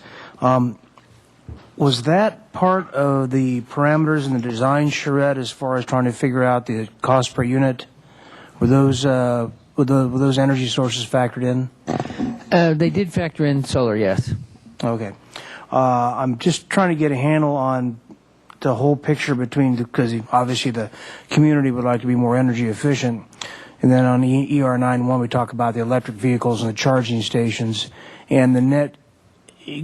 Clearly electricity is very carbon friendly to use, but not necessarily carbon friendly to produce unless you can produce an amazing amount through alternate sources like solar or wind. The net effect of the goals in environmental reduction along with electrical reduction use along with electrical increase with the vehicular use, has that been put in a formula anywhere for our net community goals? Madam Mayor and Councilman Rouse, We haven't specified that specifically, but however, there is discussion there about energy sources and where we get our energy from. Some of the energy sources that we get are from, you can get them from coal-fired plants, nuclear plants, or you can get them from solar or for more green-type sources. I can't recall off the top of my head. There's a phrase for that, a description of that. But that is part of. And if you give me a minute, I can look it up in the draft there. We do have reference to that. Yeah, thank you. I've actually asked CEC for some information on that as well because I got a little frustrated at Earth Day because I couldn't find out usage in kilowatt hours and for doing full charges and what the usage per mile was going to be, so you could get a big picture idea of where we're going if we're really, heading towards net reduction in energy use. Exactly, and the cost of it. Yeah. Exactly. Thank you. Long-term cost. Mr. White. Thank you, Madam Mayor. Just to comb back over the things that Mr. House raised and Ms. Flax et al. The EF14, the industrial zone. I appreciate the goal of wanting to continue what we're seeing, at least the first project there, or maybe two. I don't remember whether the Artisan Court is in the CM zone. It is the CM as well. So we have instances of that going on. But what is CM? Is that half of our industrial land resource, more or less? Probably more than half. The M1 is a smaller geographical area. Then all the more concern that I have is that if we were to follow Mr. House's suggestion, we're kind of just snipping off the CM zone toward residential, as I would see it. Well, I'm just raising it anyway, with the wording that as I would, if I were a developer interpreting the language that was being proposed, I'd go, well, CM, bring it on. And that's not how I have dealt with it in the years that I've been reviewing the planning here. The CM zone, what I've seen and hoped for and strived for is that residential comes in there as a complement and as a compatible use with the light industrial and the various other sort of service commercial uses in that district. And I think that's critical that those service commercial uses be nurtured, sustained, and so forth and so on. So I'm not getting that out of the suggestion that you made, and I just want to make sure that that's part of what goes forward is that the residential components that are in there are not. What I'm worried about in that zone is, okay, we've got a residential here now. The body shop next door is an onerous use, and we've got to shut that down because now we have people with a stake in that area. So that concern of mine is one that I want to make sure is dealt with, and I'd rather raise the concern now and then see how. Let's torture staff with coming up with something on it. That's but I do believe that's an important consideration. Madam Mayor, that discussion when you all decide and give us direction on the various levels of density and the incentive program that allows for the average unit size and higher densities, and the map of the areas that go with that. There are sections throughout this proposed general plan that really do need to be reviewed carefully for a consistent thread based on what that direction is, because this particular issue has been quite a bit of a ping pong. Exactly. And at some discussion points with the Planning Commission, it was felt that the CM zone, because we're not talking about housing in the M1 as a general policy direction at all. It's very specific, special policy consideration. So the CM zone has been talked about for an area that would remain at a lower density and would not have the incentive for higher density, because that could really increase housing in that area and therefore gentrify or move out, put pressure on these other service uses. And then it kind of pinged back to, at the ad hoc subcommittee level, know that that corridor of the Haley, Coda, Gutierrez area really could be ripe for a couple of big projects, and where rental housing might be economically feasible and appropriate in terms of its location with because of the services and transit and such in the area. And so where you all want to land on this, I understand that there should be policy direction, I believe, this is what I've heard from this council, the community, along the lines of what EF 14 says. And this applies for both the M1 zone and the CM zone. The city is interested in preserving the industrial zones as a resource for service trades, product companies, and other industrial businesses. I think that that is a true statement. And that would apply to both. Recognizing that housing is not permitted in the M1, there is some policy, case-by-case special consideration for M1. Then in the CM, if you all think that that should be part of an overlay program and allow housing at a higher densities there, then this concern that was brought to you by the speaker today, Ms. Flax, is that perhaps this should be amended slightly to make it clear that not precluding the multiple unit housing that is also meeting other goals. So there's this, and there's on page 63 of the introduction of the land use element, which is not before you today, but I want you to understand that this is an area where your vote on how it should go will need to be carefully reviewed throughout the document, because and that's going to be in September, and then when we bring it all back. Right. So we'll decide hopefully in September the direction on about policy. the land use piece, which then gives you direction to put the final document together Right. that will put it all together. But so in for this- today, for today, we don't need to have a debate of whether to add the words M1 or not in that particular. Well, I'm glad it's been brought up. It's flagged it as another area for us to check. But I also think that, remember, what element we're in here is the economic and fiscal health. And from that perspective, this policy, as it's stated now, I think is sound policy of interest to the council and the community. I'm not sure, depending on your vote on that. Okay, well, so anyway, this conversation mushroom like will keep popping up, and it is one of those.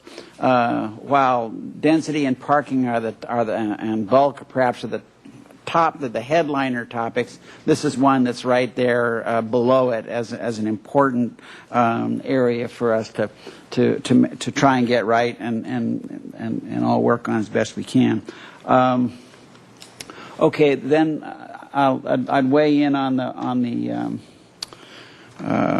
solar as it applies to historic structures. I think that we do need to have it, and I'm reading some of the advocacy letters that we received, so many of, on this topic, as trying to get the solar to go ministerial on historic structures. And I do not think that should happen, Madam Mayor. I think that that's just, while when a major development, significant development comes in on a historic structure, I want that topic brought up and it vetted very strongly to see where it can fit well. I do think that it needs the look-see, and I believe that's kind of the way staff has been managing this topic to date. Finally, to weigh in on Mr. DeForest raising the coastal dune topic, I would submit that the concern that would, again, if I were on the development or commercialization side of this topic, the concern that I would have would be the line, to restore the line of coastal sand and habitat. And I think that if you were to put something like the restoration and preservation of the remnant coastal sand dune habitat, I think that you're kind of at least you're not sort of forging this barrier in the future that would be perhaps less compatible with the recreational and other uses there. So I would toss that out there as perhaps as a compromise bit of wording. Thank you. And you also wanted to talk about the electric vehicles, or no? Well, I see that it's in, so that unless there's someone who's objecting to it being in, then I don't see a reason to talk about it any further. Mr. Ledbetter. I'd just like to respond to Councilman Rouse about the energy issue. I did find that policy. Thank you. And you don't have, I think, your draft documents in front of you, but it's on page 247 of the September draft. And it talks about, it's ER 6.1, it talks about community choice aggregation is the buzzword they use here.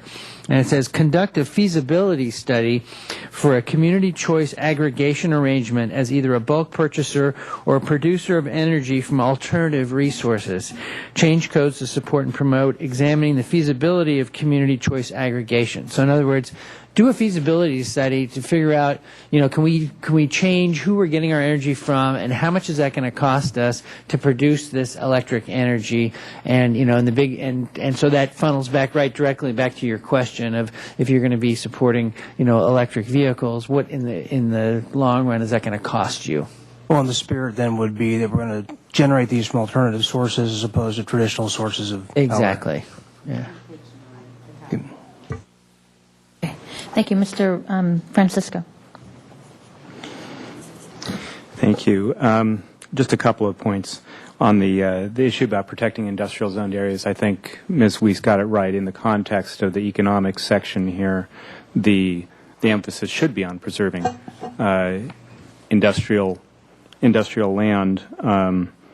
Not too long ago we had there was an incident where several tradesmen were evicted down near Yananali Street that made the news, and it's a sad situation. We have a lot of people in the trades working in Santa Barbara who don't have sufficient either workshop space or open yard space, and that is an issue. That means those people are commuting from Ventura or wherever. And I think in the long run, we will have to face the fact that land, which was, when Santa Barbara was a much smaller town, zoned industrial, that land is now incredibly valuable. And in the long run, we may have to find other land, perhaps through annexation, that can be devoted to those uses. And maybe what we need to think of in terms of policy is, instead of just preserving what has been our industrial zone, a broader policy of saying, making sure that we have sufficient industrial zoned land for our needs as a city, so that we're not forcing people to commute from Ventura to solve that need. And then on the question, also I think Ms. Weiss gave us some useful information on the question of solar, of photovoltaic on historic structures. There is we already have policy language on that. We also have a Historic Landmarks Commission that is charged with reviewing, in particular, historic structures anywhere in town, modifications to them, or modifications to structures within the El Pueblo Viejo district. And that's a very long-standing city policy and a good one. And we also need to remember that the members of the Historic Landmark Commission are Santa Barbarans as well. They're concerned about the environment, and no one's talking about placing unreasonable burdens in the path of people who want to incorporate solar in historic structures. It has been done. Sometimes it can't be. But again, the HLC is not going to put up roadblocks, but we have the charter, in fact, empowers the HLC to make those kinds of decisions, and I think that clearly needs to continue. Thank you. Ms. Self.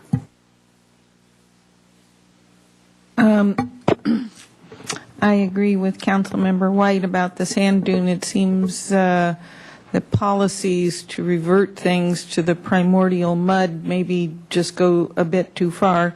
We are in a community that uses our beaches, I've been to places which have turned out rather disastrously, where they remove what they consider invasive vegetation and end up with something worse. They did this up at the Morro Bay State Campground. They took out the non-native, and now they can't keep the foxtails under control, so everybody has little booties on their dogs. So, it's be careful what you ask for, kind of go down the line. Also, with historic structures, I don't think it should be a requirement for the reasons mentioned here. The home I live in was built in 1910. I would love to have solar, but I can't. The way the house was constructed, although it was well constructed, the type of construction cannot, and it's not so much the load of the solar, it's that the wind getting under it and our house would collapse. So that's not a good idea. But they're making great strides, and it sounds like it won't be that long before they have light film. They're even talking about being able to paint cars that generate their own electricity. So this is happily moving forward, but I would not support it being a requirement. And the EF14 protecting our industrial zones, I think they should be protected.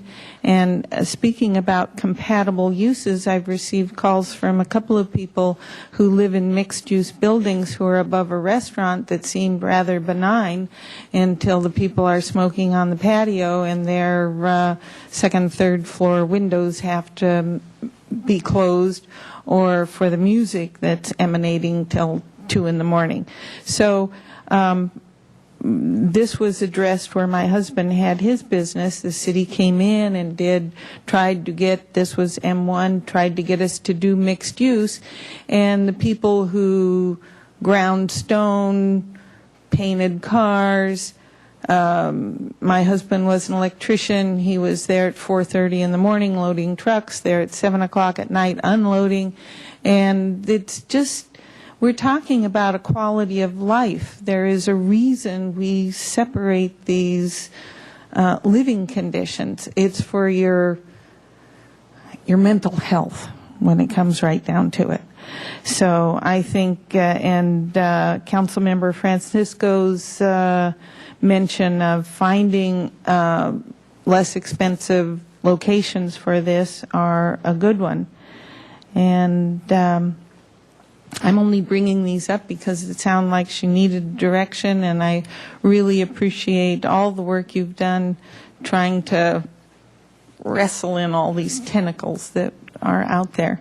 And when you would like, I can pass these out if there are no other comments. I see a couple of lights on, and I'll just have very brief comments on what we have before us, and then we'll go to Ms. Self's list. Mr. House, did you have some other comments? Oh, yeah. I just wanted to say, first of all, I appreciate Mr. White's take on the CM zone issue, and Ms. Weiss as well.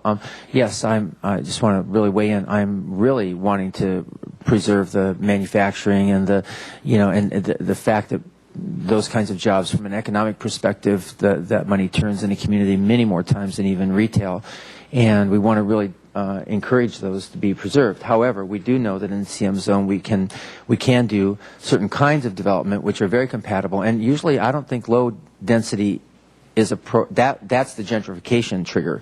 We want to be encouraging, and I think the subcommittee is getting it right, the kind of development that would put housing that would be very invaluable for workers who are working in those same zones, and it can be done in a compatible way. So finding that right language, maybe the not to preclude language that Ms. Weiss is suggesting is the way to go.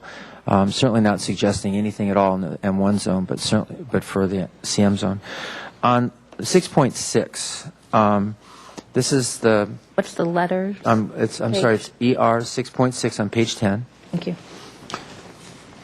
I don't know what the magic is in the 4 units and the 1 kilowatt, but 1 kilowatt is not that much, and 3 units and 2 kilowatt would be the natural next step in the evolution, if you will, of our use of photoelectric. And it's where communities all over the nation are going. It's not an extreme standard whatsoever. And I would propose that we use that number instead of the 4, unless there's some real magic to the 4 units and 1 kilowatt. I'd really suggest we take it to the 3 units and 2 kilowatt and put that in there. So I put that up for discussion. Did you have a background for that, Ms. Weiss? And I think in looking at these subparagraphs, we're on page 10, ER 6.6. A and B are somewhat. I don't know why we've made such a huge distinction. I think staff would support eliminating paragraph A and revising paragraph B to just say for multi-unit projects of 3 or more units, and then you have just the 1 standard for the 2 kilowatts. Thank you very much. And eliminating paragraph 1, we think that that's not unreasonable and it's a little more clear. I can't tell you the reason for the distinction. That's great. Thank you. That clarifies. And then just maybe a comment back to Mr. Francisco on the funk zone issue that happened a few years ago.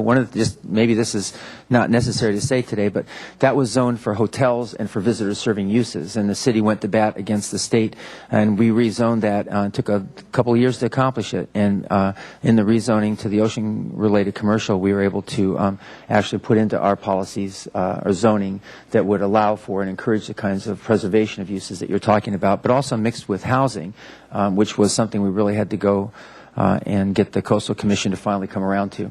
So just a little historical Actually, I reference was just talking about one that just happened 6 months ago. Oh, I'm going back too far. And then the last thing was this issue. I got to find it in here. You can all help me. The one with the standards of noise standards for. I lost it. Okay. What page? 23. Oh, thank you. I'm way off. Page 23. Yes, 10, and it goes down the page. I guess it was 3. I've been reading these as carefully as I can. I know that the development of any given project in any place itself isn't going to change the ambient noise of the neighborhood in which it's being developed. So there's this noise that's already there. And then we of course have building code requirements that the state actually has to make sure that the interior noise level is reduced to a certain amount to be habitable, and we abide by that. And then the question I have is, if you live in a noisy neighborhood, does this mean you can't have a patio? Or, I mean, what does this actually do? The one, like the 65 or the 60 dBA, I've heard some people, the way they reference it, it's almost like we're encouraging more noise or something, and I don't think that's at all the direction. We're trying to make these habitable units, et cetera. Can you help me with this, please? Thank you, Councilmember House.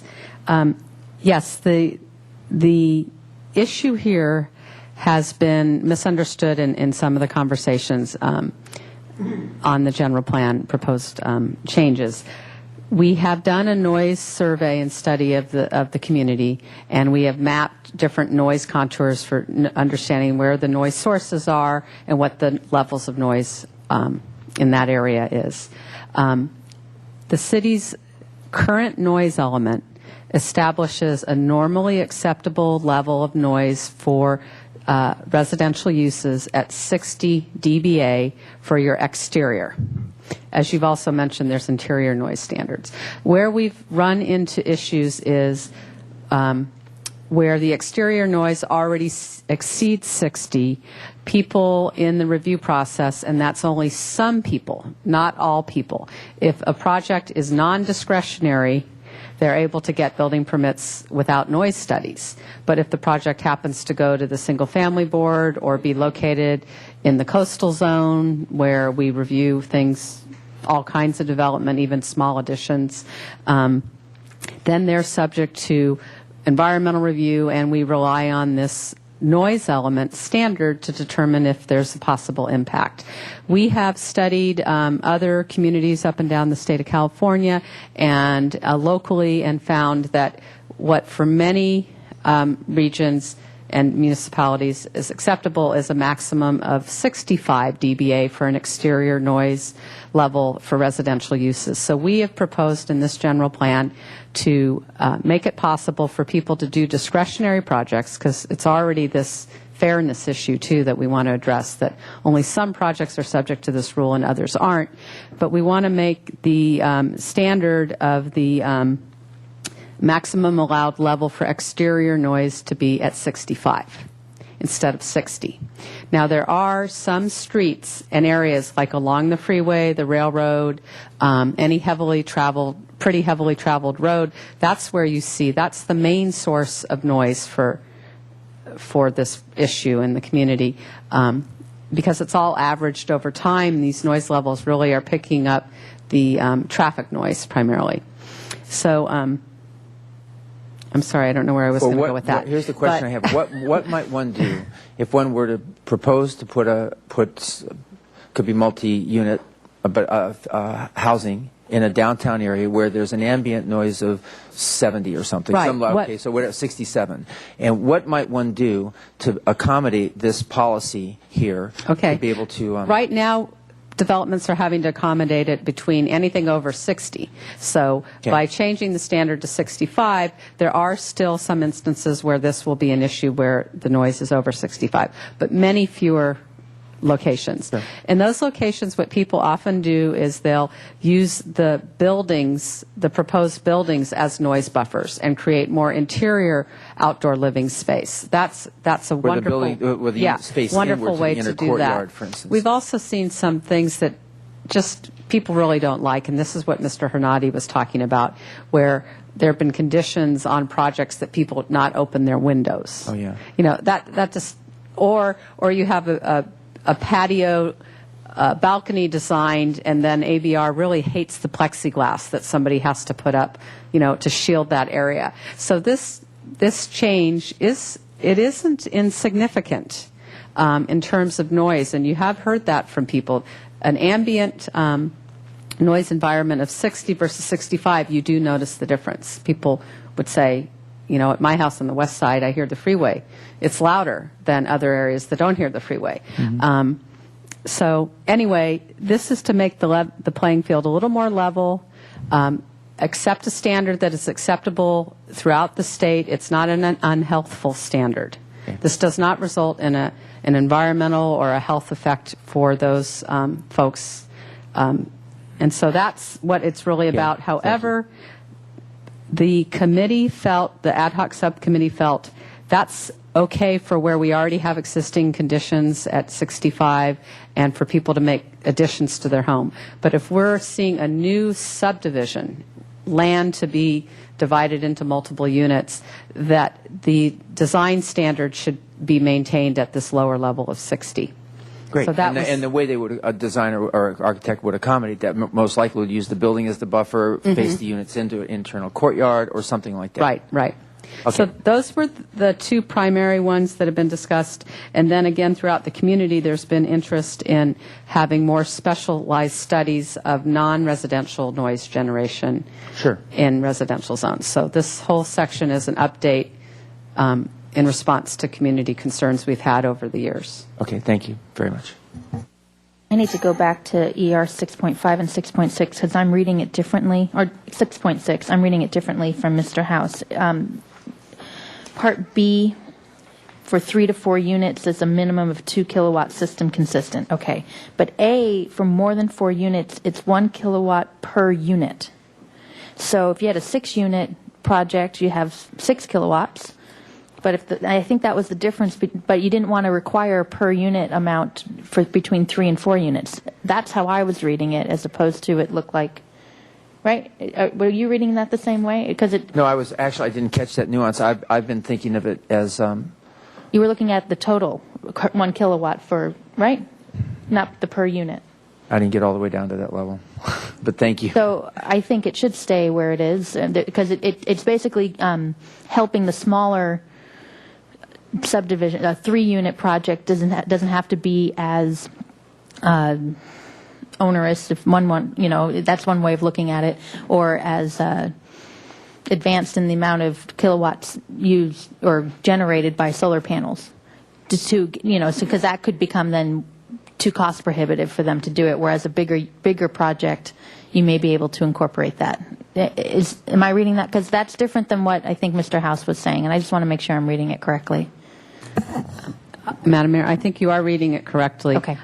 For simplicity and in agreement with the CEC, we thought it would be okay to go essentially to the. I'm all for simplicity if people are okay with it, but I just wanted to make sure we understood why we were making the change. Okay, and Well, the 2 kilowatts on 3 or more, just to answer your question specifically, I want to be sure I Yeah, get go it. ahead. That's per unit. no, it's not. Well, It's for total project. Yeah, but okay, so if you read very carefully the CEC recommendation that I'm responding to, and that many people did, it was per unit. If you read it, I mean, it actually, the language B is for the full project, and it's a minimum of 2 kilowatts for the whole project between 3 and 4 units. A is 1 kilowatt per unit for 4 if there's a project with 4 or more units. And the recommendation that I'm making is that any residential projects of 3 units or greater be required to install a minimum of 2 kilowatts of solar photovoltaic per unit, which is not much. Okay, I mean, and this that's is- what you were this is suggesting. hardly- Okay, all right. Okay, so We're trying to get a simplified got language it. that covers all I of think it. that will simplify it. And I think the other comments made, I appreciate. I don't need to go over them again. I do think Mr. White's suggestion on the dunes might help. And the map issue for the industrial use for EF14, I guess we'll get to that point. We'll clear that up. I think that was a good point made. But I think, as Mr. Francisco and others have said before, while it might not be perfect for any one of us, I think it's at what we have before us and this item before us is enough consensus for us to move forward, so we don't have to get hung up on these items and we can focus on the others. So unless I'm hearing otherwise, that's what I'm getting from the conversation here. Mr. Hotchkiss? A couple of clarifications. When we're talking kilowatt, 1 kilowatt, 1 or 2, in the case that Mr. House would like to double it, by today's technology, what kind of square footage are we talking about on a roof or wherever it is, probably on a roof? Do we know that? Because that can make quite a difference on a project.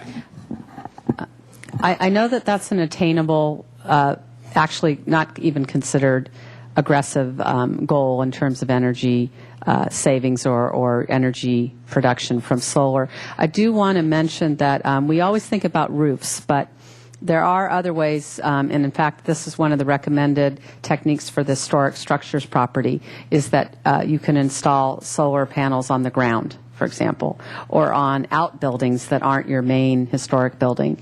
I'm sorry I'm not proficient enough in this area to tell you how much of a roof, what square footage. That'd be good to know. 500 square feet to get 2 Is 1 kilowatt? Or 1 or 2? 2. I'm hearing from Mr. Dayton, maybe have you installed that in your home? Got a 2 kilowatt system. He has a 2 kilowatt system. He's saying about 500 square feet, so that's a large 2-car garage size. Okay. ER, what do we got here? 13.2. I just want to ask, I'll read this to you and then I want to ask you a question. It's on page 12. Multi-use plan for coast. Develop updated multi-use plan and monitoring guidelines for beaches and other coastal areas to provide for both recreational uses and protection of coastal habitats and wildlife, native plant species, period.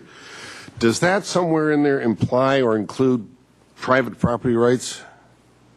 And the only place I can see it would be recreational, but I'm just wondering, that's important. This policy doesn't really state the area, but the area which I've understood this to apply, and we could clarify that. These are the publicly owned beach areas from East Beach essentially to Ledbetter Beach. That has been the area of the multi-use planning to date.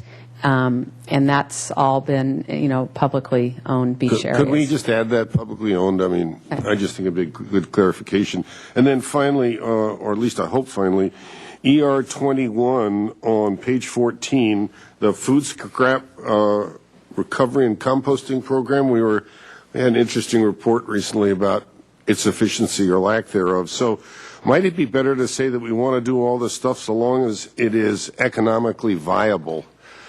Or if we don't put that in there, it means we're going to carry the load and have to pay for the food scrap program because it didn't pay it for itself. Thoughts on that, if you could. So I would just add, so long as it's economically viable. Here we go. ER 21. Page 14, ER 21. Well, and we're going through the whole process with the franchise agreement now anyway, and that's going to include food scraps. So you can put economically viable food scraps somewhere in there. I mean, I think that's direction. Makes sense? Right. Thank you. Okay, I'd like us to move forward because I don't want to forget Ms. Self's list here. So, Mr. Rouse, anything else on what's in front of us? This dovetails with what Mr. Hotchkiss was just saying. Yep. And when we got to PS7 about the waste management, recycling, and disposal policies, and right now we're in the middle of a subcommittee trying to redraft and relook at our entire zone hauling franchise agreement. And I wonder if some of this shouldn't be set aside until we get some of the results back, so we can modify this, because there are things like curbside rate structures, progressive rate structures for curbside services, and also residential food scrap composting, which may or may not come to fruition. I understand, but I also think this is also, isn't it part of a possible implementation to be considered? And that's exactly what we're doing. We are possibly considering these implementation actions. So but I was thinking just in terms of timing, if we shouldn't look at this once we've gotten our results back and consider the. But we're considering, and we can consider yes, and we can consider no. Okay. So I don't,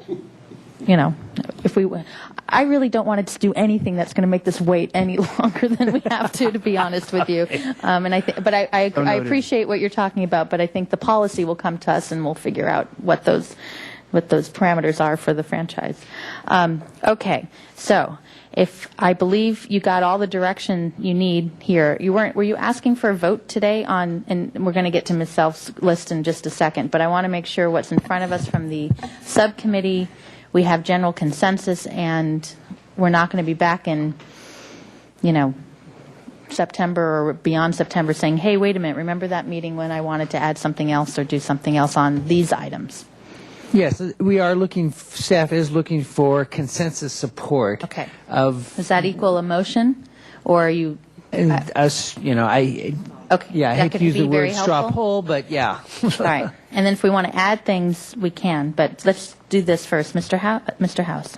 Yeah, I'd ask staff if you could. I would like to make a motion for that, but I'd like to also know what you heard us say so I can include that. Can we go just at the changes that are from here? No? Well, I could say including the changes that we've recommended from today, and we could do that.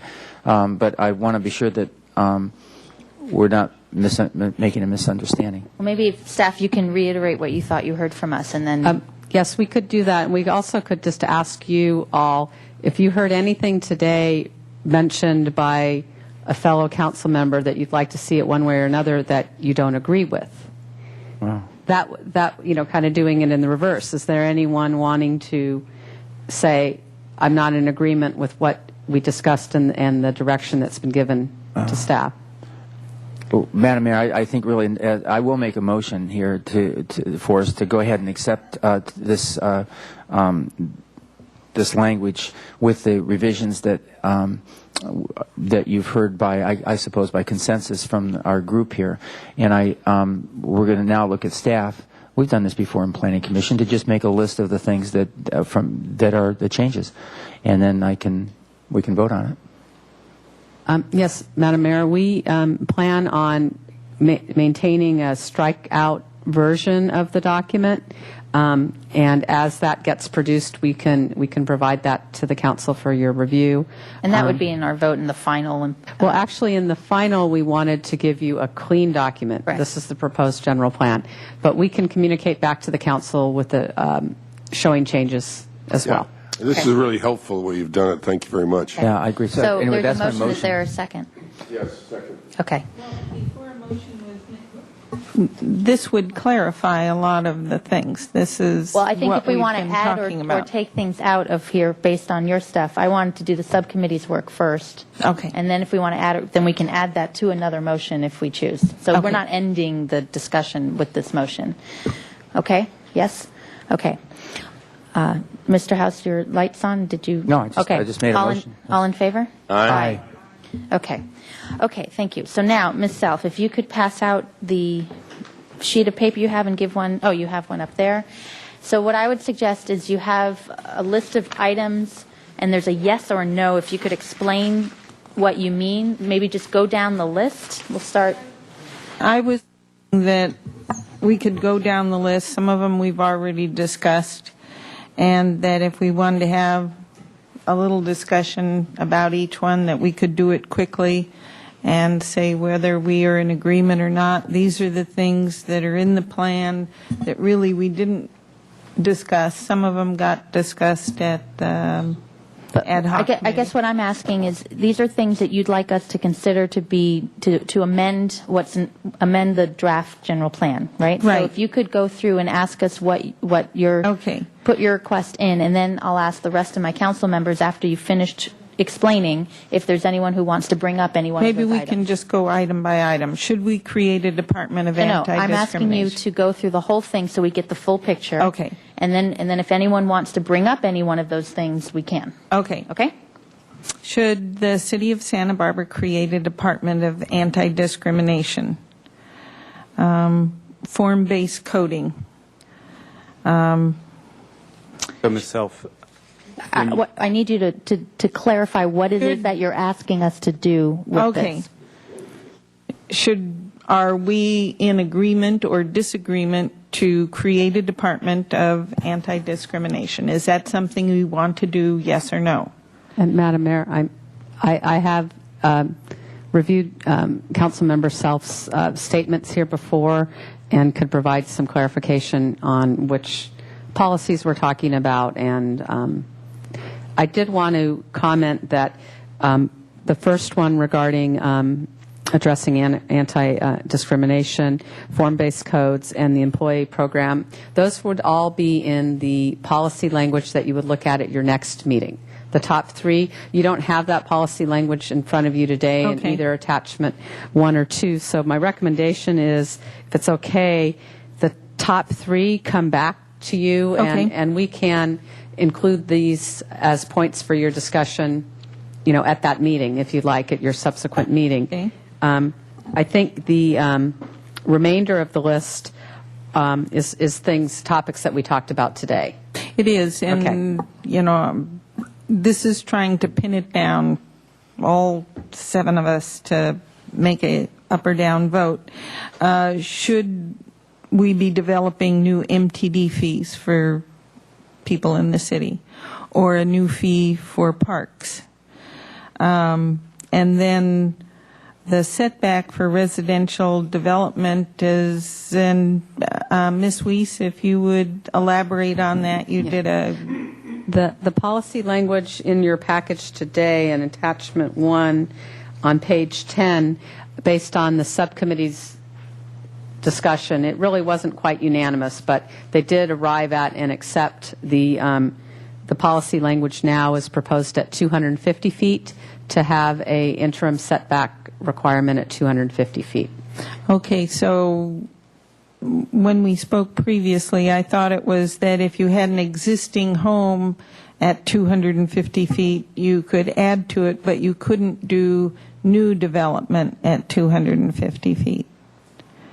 That is correct. The language on page 10 of attachment 1 is new development of residential or other sensitive receptor uses would be subject to this, and then in parentheses is the important exclusion. Excluding minor additions or remodels of existing homes or one home on a vacant lot.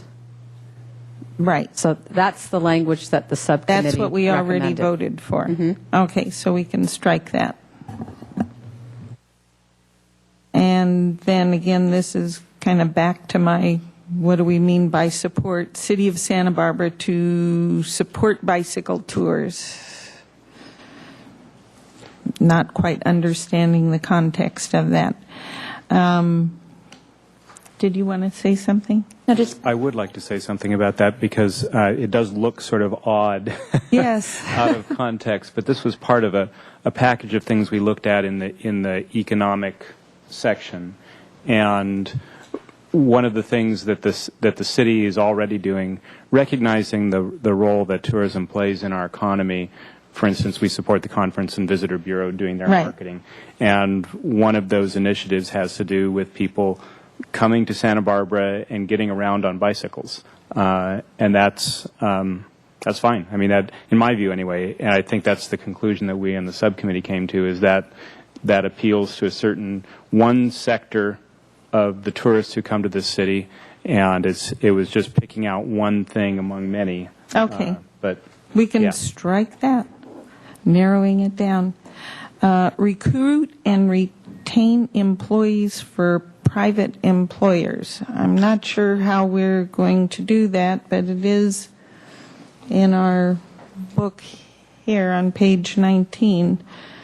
And is that the job of city government? And maybe I'm not understanding the context, which is so broad. How are we going to recruit and retain employees for private employers? This is in the introduction section, I think. Is it? Well, If I can amplify that, it actually says recruitment and retention concerns for employers, which I have no idea what that means. Where are you seeing That's on the that? September report, page 19, Madam Mayor? towards the bottom right. I just want to see Just where- above public health. the bullet point, the last bullet point Yeah. on the page. That has been a concern that has been expressed to the council directly from local employers, and it has a lot to do with the affordability of housing. And that's why we have the local coastal partnership group. There's data to support that recruitment and retention of employees based on the high cost of living and the affordability gap with housing opportunities is something that the city does want to address to help employers. And also, for example, being supportive of a large employee housing programs such as the Cottage Hospital Workforce or Westmont or other projects that could come down the line. So that is where that comes from. I don't really have the floor here, but so just to reinterpret or interpret what you're saying, make it as easy as possible for businesses to come here and be successful. Am I correct? Okay, thank you. Okay, we can take that one out. Okay. Support programs to students with employers. It's on page 230, and we're supposed to be like an employment agency? I don't know. EF16. It's on Connect page college 5 students here. and employers. Yeah. These are other considerations, right, about trying to match job opportunities with the local educational institutions as a potential economic policy. Okay. EF16, it says connect college students and employers. Page 5. It's probably, I think it's similar to what Mr. Francisco was already saying. It's part of the general discussion of economic vitality and... Okay, scratch. Okay. And the allowable decibel rating, I think that got thoroughly Just talked about that. beat around too, so we can scratch that. And this is a little bit not what we have discussed, but one of the things our plan talks about is living within our resources. And I think that what I'm hearing is a concern from the community is that strategies are conservation and pricing.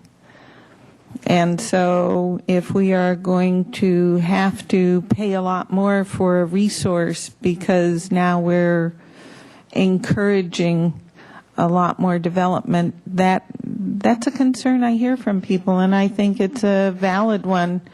We have people at all socioeconomic levels, and to be brushing your teeth with milk because it's cheaper is maybe not a option they'd like to see. Obviously, that's an exaggeration. But if we could kind of, and maybe that's not a time for discussion now, but I'd like you all to think about it as we're upping densities and packing people in. That is a real concern. We've just raised rates on all our utilities, and it's expensive to live here in the first place. So it looks like we're down to should we support new fees, but then those now would be tax considered Where in the tax- general plan under, I didn't see a page number for MTD or parks that you were? Well, it's throughout the document. It's Okay. Well, MTD board establishes well, the fees, city which- talks about developing new fees, that we would develop new fees for MTD? For MTD and for parks. On page 6 of the attachment 1, as part of the economic... In the staff report or the? Staff report. Staff report, thank you. As part of the regional economic, under fiscal health policy, EF 25. I believe this is one place where this is discussed before you in the package today, is development impact fees. And we did call this out at the subcommittee. To the extent applicable, in order for the community to function more sustainably, new commercial and market rate residential development and redevelopment shall either avoid impacts on community services and facilities or contribute financially to the city or other community organizations to mitigate such impacts and costs of providing increased services and facilities. It's a again, this is a broad policy statement. It doesn't say here exactly how that would be implemented. I think in the Park and Rec one, we call out the Quimby Act specifically as a park and recreation fee, so that's in Open Space and Parks on page 2.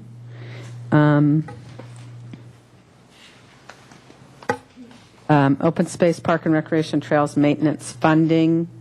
OP 2.1, establish funding mechanisms, example, conservation easements, assessment districts for preservation of key open space areas, including Quimby Act and park development fees to reflect the actual costs of providing such facilities, and actively pursue state, federal, and private grants.